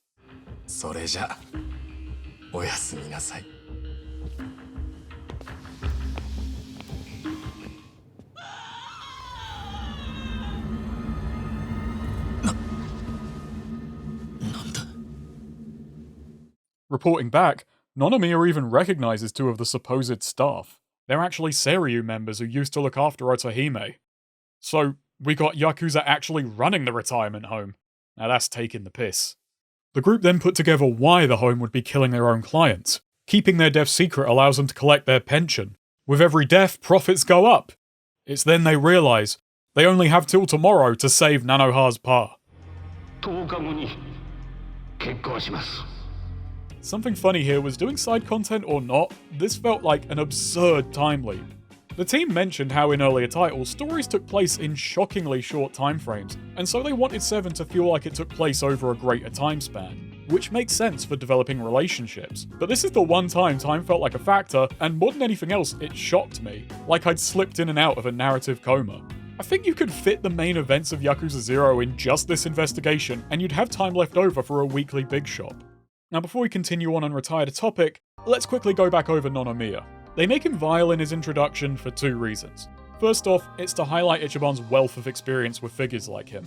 This doesn't stop his super high Disco Elysium empathy check from looking like loaded dice, but sure, the man's got situational modifiers. It is also, yet again, for the sake of juxtaposition, which is turning out to be Wylad's favourite narrative tool.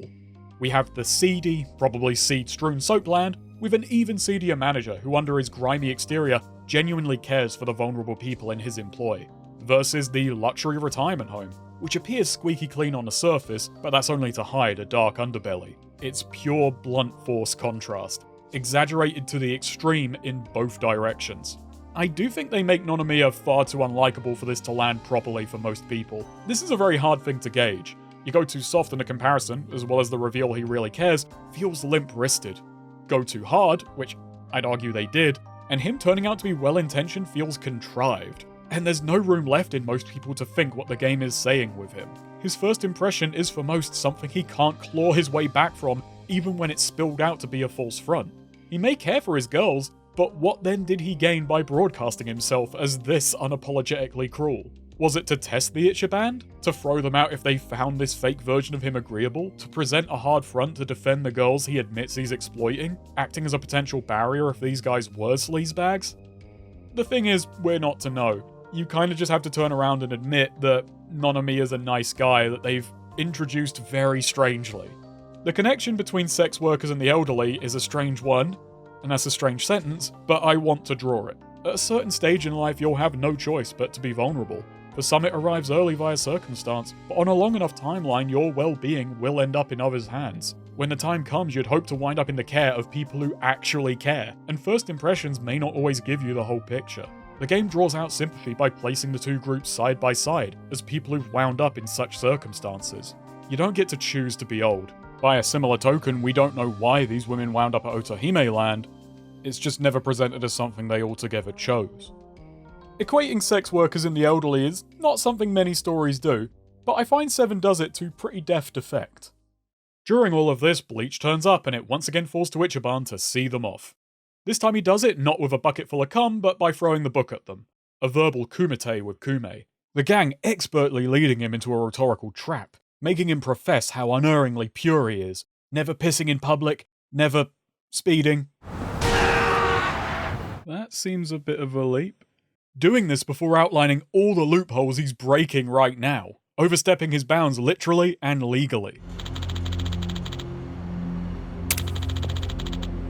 Nah.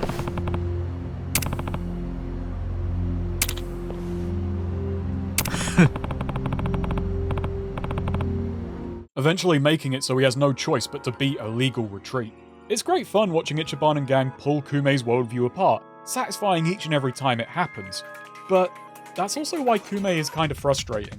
While he's a believable impression of these kinds of moral crusaders, it's only to a point, and it's in the way Ichiban so easily disarms him. People like Kume are never so easily shut down by pointing out their hypocrisy. This is because people like Kume just can't conceive of themselves as hypocrites. They simply don't have the capacity for cognitive dissonance, or else they feel their moral crusade gives them carte blanche to do as they must to achieve their goal. Hypocrisy, then, is permissible, even laudable, in pursuit of a greater goal. Or, if they're actually somewhat conniving, which Kume isn't, but there's some people around him who definitely are, the hypocrisy serves a purpose. It's a glowing red target opponents can waste time wailing on while never actually achieving anything, hung up on the details of an argument while never actually impeding its effects. That aside, and this may sound strange, but this is to me one of the biggest power fantasy aspects of the game, seeing Ichiban repeatedly embarrass this annoying prick, one who has just enough self-awareness to get snagged on and beat down with, and that's before the beatdowns even begin. Looking at Bleach through the fantasy lens, they're equivalent to a corrupt church, filled with hateful zealots and blind followers acting towards a misguided idea of a greater good, while worshipping at the altar of a false god. It's especially amusing the church analogue operates on bad faith interpretations of their opponent's words and deeds. That's very good. I especially love their colour scheme. The stark colours say a lot. A white shirt on a black logo emblazoned on their chest. The black-white contrast is especially prevalent on Kume. His black long-sleeve undershirt says it all. A group wearing a veil of purity to disguise a hateful goal. Kume is a man who thinks himself noble, but has an inside as black as coal burning with white-hot fury. A fury for people he would never run into if he hadn't decided to stick his nose in their business, which is probably a service you could pay for around here. And, there's also the straightforward joke of sex protesters knocking around with gigantic blowjob shirts on. You just can't miss these little details. And so the next day, the three sneak their way into the excellent area, saving Nanoha's papa in the nick of time, with barely disguised Seiryu chasing not far behind, followed by the man Ichiban saw 10 days or minutes ago. After subduing him, they find the excellent area has gone into lockdown. Totsuka here threatens to call the police, which Ichiban finds a pretty pathetic move for a Yakuza. But if tattling's on the table, he'll happily raise. 誰に聞くんだ? 清流会の会長だ. He coerces Totsuka to take us to Seiryu HQ so we can file a complaint in person, walking the gang into an obvious trap. They're quickly surrounded, cut off from Totsuka, and they can only flee deeper into the building, narrowly losing the horde. Welcome to the Seiryu base raid. The base raid is a common occurrence throughout the series, usually an explosive climax. After the tensions have come to a head, the hero takes the fight to the enemy's home. A great display of power as the hero tears through legions of foes. It's cathartic, it's epic, it's straightforward. And Ichiban's first go at this is anything but. The party are rats in a maze, and we can't cheese this joint. Ichiban's status as being lower on the totem pole is spelled out bright as day. Him and his boys are not yet at a level where they can just rock a joint like this, and this is communicated not just through cutscenes, but actual level design. Navigation is circuitous, there's backtracking, puzzles that send the gang here, there, and everywhere. They're at one point literally thrown off course and have to improvise a new route. The only reason they're evading the horde is sheer incompetence. Of course the clan can't predict our next move. We don't know what it is either. This navigation makes the player feel less powerful, less certain. We share in Ichiban's inexperience and are brought more down to earth. It's also genuinely funny. Comedy and tension in perfect balance. The music does a ton of work here. Seiryu no Ran keeps us feeling like we're on the run. Its high-octane sections match the battles perfectly. They carry some of the classic Yakuza bombast, but make clear this isn't a smackdown, it's a scramble. A room-by-room trial just to get by.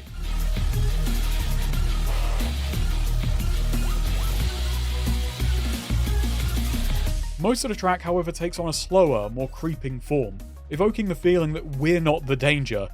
We're very much deep in it, outnumbered and outmatched. As opposed to most base raid music, which carries great forward momentum to push the player along, this time it's more cautious, following in the footsteps of a level design and the mood. This is a more perilous situation, and a tone the series hasn't tackled before.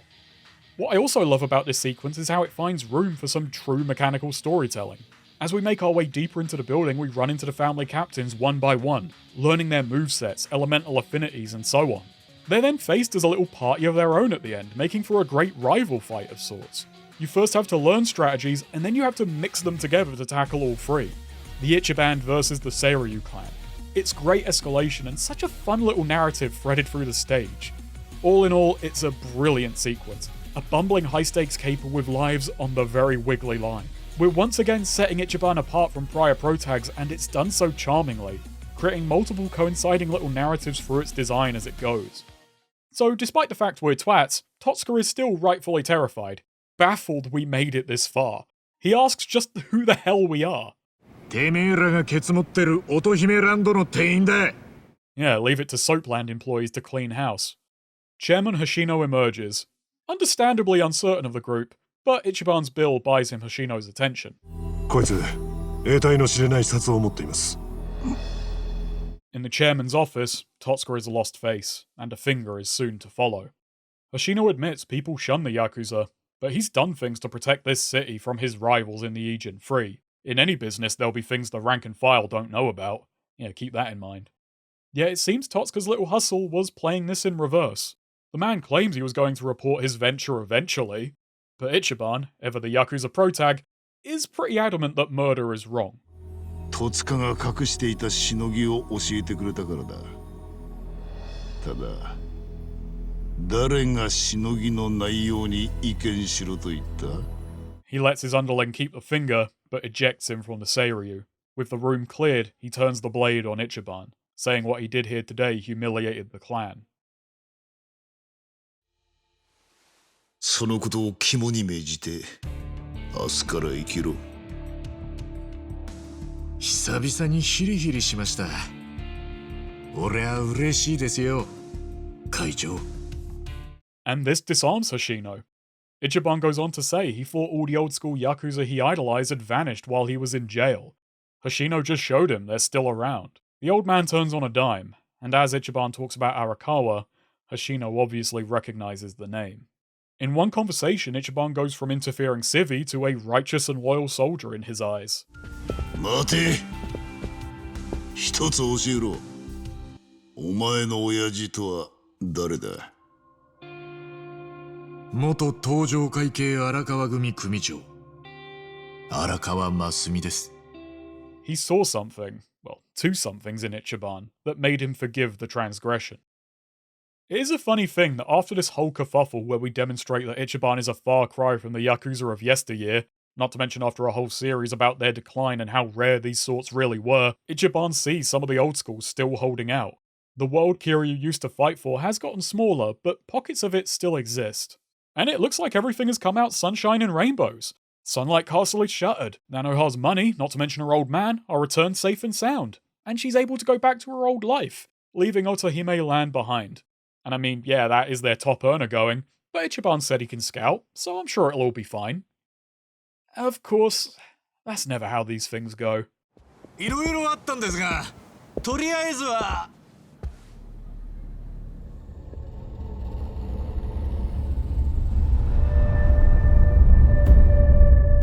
No happy endings here. Not unless he was pulling the most courageous Caradining in the world, and I've got my doubts. If you think I'm crass for pulling a joke at a time like that, I'll let you know the chapter achievement is named Soap on a Rope, so reserve your judgment. We join the gang at Nonomiya's funeral, with many in attendance caring more about the property he managed than the man himself. 金のなる木を持ったまま天国に行っちまうなんてよ。 Well, at least they liked him enough to think he was headed up. Nanba's offended on his behalf, but Adachi explains why they may be begrudging him. That being, it's more or less impossible to establish a soap plan nowadays, with new rules and regulations strangling them tighter than... Well, moving on. While this is just another aside, this does illuminate that Bleach, for all of their bleaching and bitching, are already winning. While the law hasn't killed the Grey Zones, it's already put them in a position where they're going to die. Bleach already has what it claims to want, but acknowledging that would harm the messaging, so why bother? It's as the group wonders why Nonomiya took his own life, Ichiban supposing he cared far more than he ever let on, they're interrupted by... Nanoha? あの店長は一流のクズよ。自分で死ぬわけないでしょ。 Who's this psycho? Saeko. Oh, it's Saeko. I love how her telling them they've never met before has the group acting like this is the riddle of the minx. They just can't comprehend it. And heaven forfend, a lady lighting up? Ichi cracks the code. This is Nanoha's twin. I told you he was smarter than he looks. Saeko concurs. She arrives with thanks for helping her sister, and details regarding Nonomiya's death. Saeko worked bar for the cabaret Nonomiya also happened to manage. He called to let her know about the situation her sister was in. Her job kept secret until the situation got this bad. And it's from him Saeko learned about the gang. 店長ラオマ This was no suicide. It was an assassination by the Lumang. She tried to call the cops, but upon hearing Lao Ma, nickname of Triad Bigwig Mabuchi, the law decided this wasn't a matter worth pursuing. The man has the police in his pockets, and with this being a Triad killing in Seiryu turf, news getting out could upset the wall of muscle, so this is best left alone. And this leaves Saeko feeling powerless. Her cold front starts to falter. In her life, she's broken away from her family, kept to herself, and never thought much of old Soap on a rope. Likely seeing him the same way we did on introduction, as uncouth and inconsiderate. And the funny thing is, we're introduced to Saeko in more or less the same way. They're more alike than she'd like to know.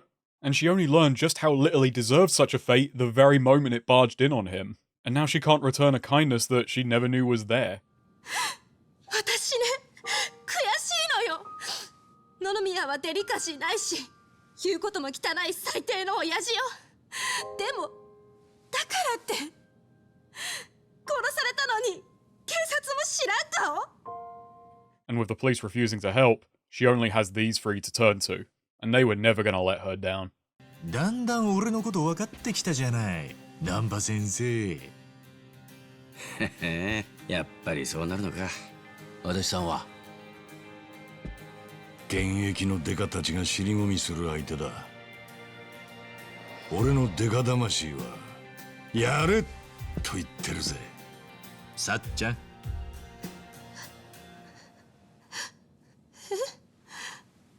一緒にやろうぜ。あんたは今日からまた一人じゃねえってことだ。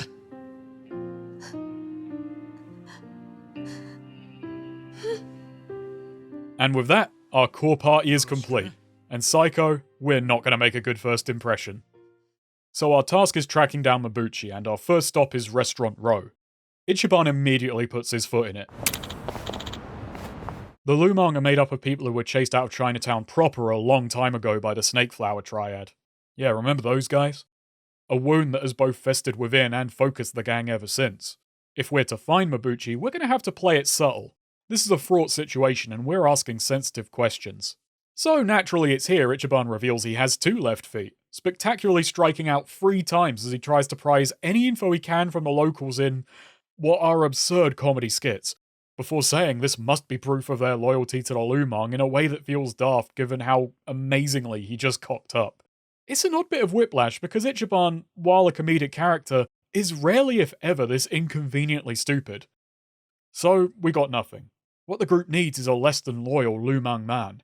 And who passes by but the hobo harasser himself, Tae, strutting into nearby Lin Lin Cabaret. But we're stopped at the door. This is a members-only joint. It's only thanks to Saeko's quick thinking, getting hired as a hostess, that we can make our way in. さっちゃん、大丈夫か？あのハゲ、私の脇の下舐めようとすんのよ。そりゃあ変態だわ。やるならキスとかおっぱい揉むとか普通のセクハラにしろってのよ。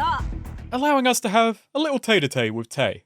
One beatdown later, and despite the blue balls, Tay isn't quite ready to spill. It takes Ichiban getting Tay to trust in his good nature to have Tay say what little he knows of Mabuchi, who, despite being in the same gang, may as well be on another planet from the uneducated lower ranks of the Lumang, mainly made up of kids who had no other choice, much like the Yakuza Ichiban notes. Mabuchi is comparatively clever, sharp, and motivated, running several of his own businesses about town, key amongst them the Yokohama Trading Company. This is as much as they can get from the guy, so the gang retires for the night. The boys are ready to see Saeko off and go drinking. She says it's obvious how strong their bond is and she's happy to see it, before breaking away. But Ichiban sees her shrinking into the night and decides to instead invite her along. あれ忘れ物なんか私預かったっけ。そうじゃなくて、うちはすげえ狭いし汚いんだけどさ。え？そんな部屋でもよけりゃ来ねえか。いいの？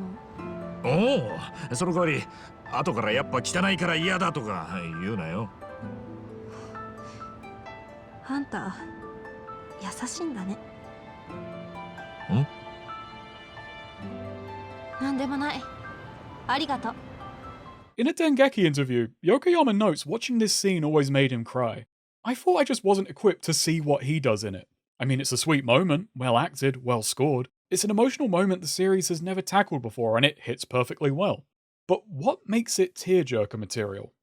I'd intended to get here and say that while I like Saeko, I did have a minor niggle in that she disturbs the core theme of the party. They're all people who've hit rock bottom and had to restart their lives from scratch. Meanwhile, she's merely put hers on hold. It's not a major problem, but it upsets the rhythm and feels far less dramatic. But, having made it back here, I realise she too is working her way up from rock bottom just as much as anyone else. She's probably been there longer than anyone else. It's in a more subtle way, but it's definitely there. Saeko only thought she was living a life that was free. Nonomiya's death forced her to realise she was just living a life free from connection. She was coasting, doing nothing and feeling even less. She spent years of her life on autopilot, and then she meets these guys. Only she can see how strong their bond is because she's seeing it from the outside. And in this moment, Ichiban invites her in. This isn't merely a boys' club and she won't be treated differently or distantly. And it's with them she can really start living again. It's really strong stuff. It's not a tearjerker to me, we're all on different emotional wavelengths after all. There are 3 scenes in this game which get me to tear up, but I think I can now understand why this one works for Yokoyama. This chapter completes the core party. We haven't gotten all of our members yet, but Saeko solidifies the dynamics. Ichiban's passion drives the group onwards, his trustworthiness opening others up to them. Nanba's the voice of reason, the party tent peg who keeps us grounded and reminds us of the stakes. Adachi knows the lay of the land and can point us in the right direction. He's the second guy to agree with a plan because it sounds dangerous. Saeko is the people person. She knows how to work others using a mix of bluster and social grace. Not to mention each member of the group has their own area of expertise, which feels natural and allows the story to progress at a good clip without getting bogged down. Ichiban understands the underworld. Nanba complements that knowledge with what he knows of Yokohama's unique situation, not to mention the Hobo code of conduct. Adachi's past in the law lets us see the other side of the coin, and his detective skills often keep things moving. Lastly, Saeko knows the ins and outs of the nightlife industry on a very different level from Ichiban. Even outside of combat, everyone fulfills a role, no party member feels redundant, and they come together excellently. They all go through a similar arc to Nanba, embodying the good they see in Ichiban, becoming more daring and less accepting of letting injustice lie. The writing has the full power of RGG behind it. All of the studio's top guys, Yokoyama, Nagoshi, Judgment lead writer Furuta, and Ryosuke Hori, who has worked his way up from side content to being director of this title, contributed to the main script. This party took everyone playing their part to make them work. With Nagoshi saying how much he loved writing Saeko in particular. This 4-man writing band makes it all the more impressive that most of the time, it leaves the characters feeling rounded instead of irreconcilable. The team were all pushing and pulling, making sure scenes worked, and they all seemed to understand the core of each character, but also saw different qualities in them, contributing to how fully realised each feels. Saeko immediately brings out 2 of these. We see Adachi fall back into his role as a detective, breaking the news of the deceased with practiced, professional empathy. And Nanba... 改めて見るとやっぱセクシーじゃん。バカ。 has that horn dog in him. Which brings me to how much I appreciate how distinctly each party member plays off of one another, and I especially love Saeko and Nanba's back and forth. After his terrible first impression, she teases him relentlessly, and this isn't one way. They bicker back and forth, both pointing out how weird the other is, thinking themselves the normal one when really, they're both freaks on different frequencies. This isn't the sum total of their relationship, however. It's the seed which sprouts into a much richer friendship. I adore the party in 7, and in between the investigation, much of this chapter is spent lingering, letting the party chat, establishing everyone's roles, relations, and repartee. While it doesn't end here, this is the last chance for the game to really solidify the group's dynamic before we progress from these seemingly disconnected heroics into the larger plot. And it does this brilliantly. By the time it's done, I really believe these guys are going to weather the coming storm together. Hori talks about how when Kiryu was the protagonist, he primarily acted alone. Whenever another character was involved, it's usually because it was a serious scene. And thus there was often a need for it to be a plot-critical conversation which moved the action forward. He could only unwind and be explored from other angles in side content. Now I found this to be part of the charm, that hardline separation between grim story and optimistic world which were balancing each other out. But this group dynamic just gives the writing a very different vibe. It allows downtime to possess far greater narrative utility. The small talk, it turns out, is a big deal. It also creates more of a tonal oneness between story and side content, massaging far more optimism into its melancholy main scenario. The division is still present, but the gap is much thinner because the same trick isn't going to work with Ichiban. The man already feels like a sub-story character who has somehow stumbled into the lead role. He is kinda like Ryosuke Hori, making his mark with side content and from there earning the director's chair. Hori notes how useful Ichiban as a character is.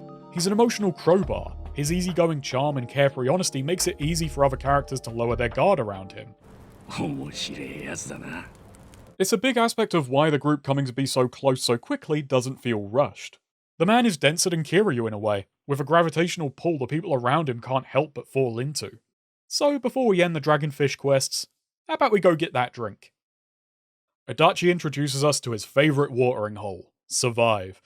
Bizarrely unpopular given it's one of the coziest virtual bars I've ever seen. Perhaps that could be blamed on its perturbing proprietor. Kashawagi? The fuck? What does it take to take you out? Where the hell have you been? Do you know what you did to Kiryu? He mourned you for like an evening. It's colder than your damn noodles, Wugs. This is a real Sawashiro move, shithead. Okay, I'm not actually beaten up to see Kashawagi here. I didn't like it at first, but I've kind of just come to accept it. There's an impotent feeling playing as Ichiban and just seeing this guy alive and well. I am loaded down with questions I know our guy can't ask. I've got further concerns regarding what Kashawagi represents, but I'm saving those for another character who better illustrates them. Look forward to seeing them like 5 hours from now. So Survive becomes the group's hangout spot, and never mind, this is the real fantasy of the game. A lovely bar that will never be discovered and overflow. The only thing overflowing here is Adachi's tab and we're added to it, no questions asked. Every once in a while, you see people who want Persona but in college. This wish is made about as often as it's mocked.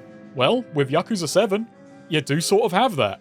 It may not be college, but it does feature graduates from the School of Life. Welcome to Drink Links. It's funny how in Yakuza 6, Snack New Gordy was one of my favourite side activities. It was a little point-and-drink adventure where Kiryu became a regular at a little bar and made some mates.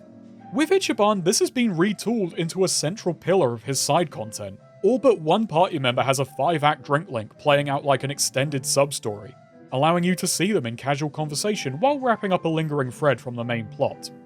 Each event begins with a bit of casual banter before moving on to them unveiling a bit of their past, which Ichiban helps them move past, like Adachi and the son of the man Horinuchi stitched up, Saeko getting her sister out of an abusive relationship, and Nanba stealing whiskey, and yet didn't actually steal the meds, he was covering for someone else. Through each of these we further unmask and expand on a core aspect of each character.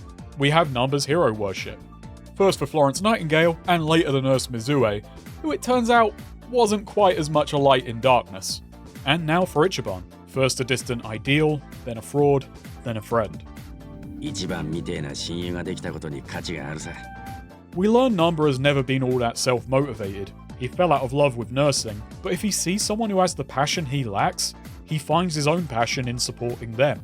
Then we have Adachi. Ever since Horinuchi sent an innocent man down, Adachi has been financially supporting his son Takashi until he finishes his education. He does this anonymously, figuring the kid must rightly hate him. Adachi may seem flippant and crude, and he likely thinks of himself that way. Not even he realizes just how much he cares, how much of a burden he's willing to take on. It's a really slick way to match his in-game role as the tank. On the cusp of Takashi passing the bar and becoming a lawyer, Adachi learns the kid never hated him. Seeing how hard he fought for his father is what inspired him to become a lawyer. Years of imagined hatred fall away, and now Adachi has a little drinking money. Saeko, meanwhile, helps her sister out of one more jam, sneaking her out of an abusive relationship with a whole lot of guile and trickery. This one I did admittedly find somewhat underwhelming. It opens with Saeko talking about how she fell out with her father and sister due to her controlling nature. Being sharper and smarter than both of them and knowing it led to her micromanaging their lives, until at some point she realized they'd be far happier if she wasn't part of it and backing off. So obviously the story's about her stepping back in and breaking Nanohara away from her controlling boyfriend. I suppose it's at least in a subtle way and it's undeniably for the best, but you'd kinda hope for a subversion. Like the guy's actually caring and Saeko learns she can take it easier on herself and the people she cares about. It's not like she's strict and controlling with the Ichiban, and that's where she's undeniably happiest. But I'm just writing fanfiction at this point, and there is a central theme to each of these drink links along with ones yet to be drunk. Each of these stories tie them closer to Ichiban, helping them grow from their own personal rock bottoms. The other side of the distinction is in the casual banter, which gives these stories that bit more heart. Ichiban bounces off of every character so differently, while rarely feeling contrived for the sake of a joke or to jam him into an awkward story beat. That's opposed to Kiryu, who as you may remember had to do quick time event guessing games to make the right response. Ichiban instead will have a couple of multiple choice moments with no right or wrong answers. Each of these feel like something Ichiban could reasonably say. Even the options which at first seem bizarre for him pivot into something which sounds right coming out of his mouth. These not only give the events replayability, but also contribute to the new, also Persona-esque, personality system. A secondary form of leveling acting as a gate for further side content, as well as offering some status resistances. Between each drink link, you have to fill a bond meter. This is mostly done through fights. The part you slays together stays together after all, but there are many ways to build your bonds. For now, we'll focus on two. Hostesses have been inverted. You're now spending money not to get with the girls, but to bond with the boys. I like that it's here, but I can't deny this feels like a safety net.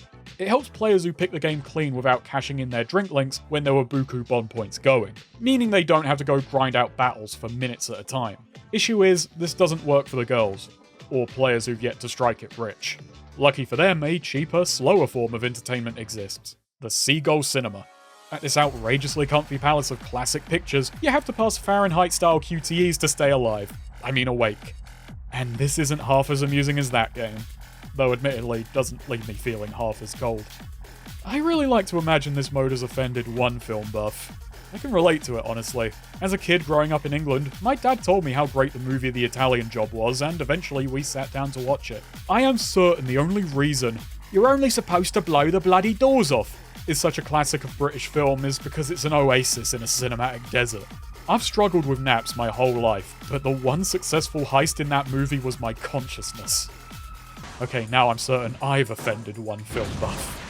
So I was once again right there with Ichiban, but this time we were both squaring off against sleep. Only this time I had a lifetime more experience under my belt. And I needed it because while this is a cute one-off gag, it's one that asks you hear it 10 times. Do a minute or two of QTEs for a little movie riff, then do it a second time, but a bit harder. Oh hey, it's Seiryu Jin. If you invite a friend along, you develop your bond with them, with a bonus if they like the film. Which is about my favourite aspect of Seagull Cinema. Giving the characters such granular movie preferences which come with extra dialogue is wonderful attention to detail. I more enjoyed making the guesses than I did watching the resulting flick. It's just that each guess takes minutes of time. Overall, the drink links are lovely, and the way bond levels work lends a great rhythm to gameplay, where after some battles, story events and minigames, I stop and think, you know what, time to swing around Survive, take a break, get the next round of drink links. I struggle with doing content piecemeal. A habit my jobby, of talking about games has only made worse, further compounded by my want for nice and orderly footage. So I appreciate bonds enforcing pace, giving me something to look forward to. A reason to stop and smell the roses I'm growing outside Survive, drenched in stamina, just like me. It adds a secondary avenue of character growth and pacing alongside the main story. while doing a decent job fleshing out that cast without having to bog down or add extra digressions to the core scenario. The friendships never feel forced or rushed in this game, and drink links and bonds ensure a mechanical element to that growth. There is another bond building activity though, and it's one that solidified many of our own bonds with the series as a whole. Survive is where the crew do their karaoke. I genuinely forgot to mention the total UI overhaul last time, so I'll sing its praises here with an encore to boot. This new format is much easier on the eyes, as I no longer have to scan up and down the screen and quickly adjust to different line speeds. Adding heat as a combo mechanic is also really cute. It's a great way to convey the character getting really into a song, and it adds sting to missing a note. And Yakuza adds further refinement by relocating us to this fine establishment. For much of the series, Zero aside, karaoke has been a lonely activity. Yourself and maybe one friend, and then worsened by Six's move to these spacious lounges which emphasised how empty they were. The songs were always humorously over-the-top laments, sung to a world that's not listening. Moving it to a bar, with friends cheering you on, immediately swings the dial from bittersweet symphonies to something with a lot more verve, representing Kasuga's more optimistic, friend-focused approach. These feelings, these burdens, these laughs, they're all shared. I especially love Ichiban's energetic interjections. He is so excited to be here. In a manner of speaking, there are only 3 new songs, and I'll cover 2 now. Ichiban's The Future I Dreamed Of, and Saeko's Spring Breeze. The Future I Dreamed Of is Ichiban's Baka Mitai. Where that song is filled with regret for past mistakes which can never be undone, The Future I Dreamed Of is... well, it doesn't take many guesses to figure out it's the opposite. A hard life leading to him hitting rock bottom harder, but he's gonna rise up, again and again, and he's gonna drag as many people up with him as possible. It's a heroic song. Instead of stewing in regret, no, not yet, he's going to push onwards and upwards. I can't listen to this song without a smile on my face and a feeling that things are just going to work out if I put the effort in. Which is all the more amusing because you don't need to put much effort in here. This is a beginner track, with the fewest notes in the series and no complicated sections. Almost as if saying this optimism comes easy to Ichiban. Spring Breeze is a beautiful track, more in the classic Yakuza mold of a song that feels wonderfully bootstrapped. Given a double meaning through what the song sounds like through what the lyrics literally say, and what extra or divergent meaning they take on when sung by a specific character. Spring Breeze sounds like a love song, but sung by Saeko, with the imagery focusing on the group, juxtaposes it. This is how strong her bond is to the lads, equating platonic or familial feelings with straightforwardly romantic ones, and I find that really sweet. The 3rd new song I'll touch on later. The returning tracks, Baka Mitai, Machine Gun Kiss, and Like a Butterfly, are instead spread out amongst the group, each a perfect fit for their character, even the one who hasn't actually clocked in yet. I unfairly brushed aside Like a Butterfly last time, because with Eri and Ichiban, it clicked for me. Perhaps also because it's a song about wanting to rise above one's circumstances after past failures and entanglements. So, in a manner of speaking, there are only 3 new songs. In another manner of speaking, this game has 6 new songs. I'm such a mess, I'm lost, I'm no good at this. Yakuza now features English and Japanese dubs, with Chinese getting in on the action later. I did consider using the dub for this video. I'm aware this is for many of you second monitor content. But to me, this series feels uncanny when not in Japanese. I'm just more comfortable experiencing it this way. Where appropriate, I do try to experience media in its original language. Though, if I'm being honest, it tends to be what I'm first exposed to which grabs me. This is why the works of Hideo Kojima are in English. Sorry, Adachi. Meanwhile, Yakuza is in Japanese. Sorry, Wags. Please don't take it the wrong way, you're both solid to me. The karaoke takes on a different tone in English, feeling more impromptu and appropriately amateur. There's a novelty to hearing an English take on Baka Mitai. I hate to be that guy and say I've seen fan covers which interpret the lyrics in ways I prefer, but I'm being that guy. It's not bad, it's a little awkward, but in a way which is ultimately helped by the fact this is friends singing karaoke at their favourite bar, and this awkwardness only occasionally seeps out into the wider game. My biggest problem with the dub is this, and it's an issue present in Judgment as well. Much like every character has their own colour palette to set them apart, they also have their own distinctive vocal palette. And this offers hints at their pasts, their personalities, their places in the world, in ways which penetrate language barriers. Nanba's raspiness communicates the rough circumstances he survived, but also his relative frailty and wisdom, which works well with him being the one to most often advise caution. He is the literal voice of reason. どこまで勝手なババアだ。とにかく冗談じゃねえ。俺はコミジュルと関わり合うのなんて絶対にごめんなぜ。絶対にだ。 which makes it all the funnier when that facade slips, and all the more impactful when he decides to be heroic in spite of that. Adachi's gruffness sounds old yet sturdy, but he often puts a great deal of warmth into his voice, and very much enjoys being immature, intentionally daft, and headstrong. He's a kid who refuses to be a grandpa. A hard life has never sapped his love of taking it easy. つけで飲ませてくれとか言うんだろよくわかってるじゃねえか。 With Saeko, it's less how she sounds and more how she uses her voice, able to easily flip between sassy, seductive, and stern sentence by sentence, demonstrating her mastery of service. 一番やっぱここでやっちまおうよ。Her switching off and speaking candidly demonstrates just how much she trusts the group that she's able to be herself around them. And that's the Japanese. In the English audio, they all sound like minor variations on the stock tough guy or gal, which kinda dubs me the wrong way. What?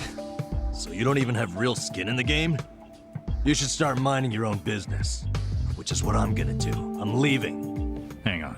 Let me guess. You want me to add their drinks on your tab? Oh, you know me so well. Ichiban, let's kill him and be done with it. The difference is, and in my case the dub, is muted. The benefit of playing the game in English in my eyes, or out of them anyway, is I needn't look at the screen to know what's being said. The irony is I'd struggle to know exactly who is talking sans Saeko. This especially hurts Ichiban to me.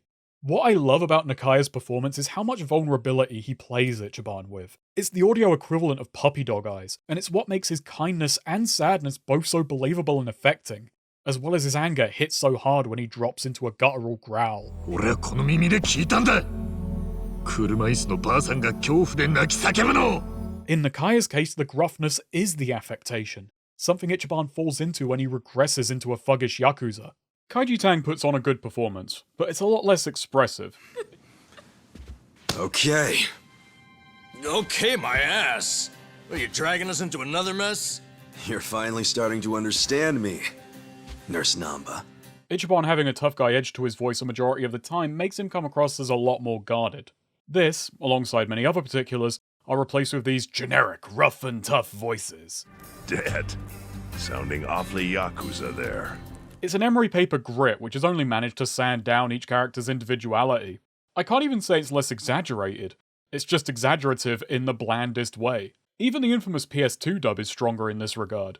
I did feel the urge to hit some balls today. Suppose yours will have to do. What did you say? Each character has their own register, their own recognizable and representative tone. You don't just piss away 10 billion. This new dub is undeniably better acted, but the direction is often dull. My key takeaway on the dub is this: I'm happy it's here for those who want or need it. It doesn't offend me, it doesn't make the game lesser just by its inclusion, and I'm not saying if you like the dub you're out of the club. Go your own way. It's actually pretty fun to look at scenes in English and see how they interpreted certain lines, occasionally even putting a spin on them I like more than the source material. I'll shout those out when they crop up. I just think it's overall weaker in a lot of big picture ways. So that's drink links and conversation, and I think on that front our cups runneth over. So, hungover as we may be, we'd better run off to work. Investigating the Yokohama Trading Company winds up being another fun little mystery. Situated at the docks, better known as the docks, the boys are made to lug boxes while Saeko counts the cash. The place trades in high-end food and utensils sourced from the mainland and sold to Chinatown at cutthroat rates. The question is how he's affording this. Saeko learns they sell the product at no markup, he's not even turning a profit. How can he even afford to keep the lights on? The answer is delightfully devilish. The warehouse is a front for counterfeiting. They're paying their suppliers in funny money printed on site. The money heads to China, and Mabuchi sells his imports at 100% profit. The crew devise a cheeky little handover to move some evidence off-site, but it's as they try and carry it out, the spirit of the Chuckle Brothers hits them with a little to me to you on action.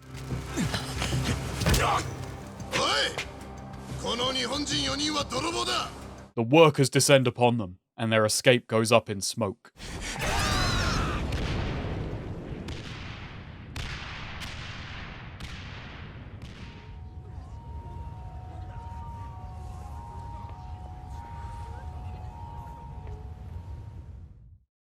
Thus ends the Dragonfish quests. This operates as a second opening of sorts. These 3 chapters have a whole new world to introduce, and I love the new direction. I especially adore the street-level vigilante stuff. Each of the 3 capers is so much fun. There's a great sense of freedom with the writing flexing its muscles. Part of me would have loved it to last longer, to extend this anthology of Ichiban and crew righting wrongs against dastardly small-scale villains. When I was a kid, my favourite part of hero movies was always the crime-fighting spree before the actual second act kicks off and we have to, move into a real plot. But it had to close out sometime, and it is very well paced. Expanding our knowledge of Yokohama, giving us an incomplete picture of the IjintrO for later revelations to fill in, adding a new party member and fleshing them out, all while setting the foundation for themes to build on and asking core questions for the story to answer. But the next chapter's the one that's going to bring us to the biggest question of Yakuza Like a Dragon. Or at least, its most questionable aspect.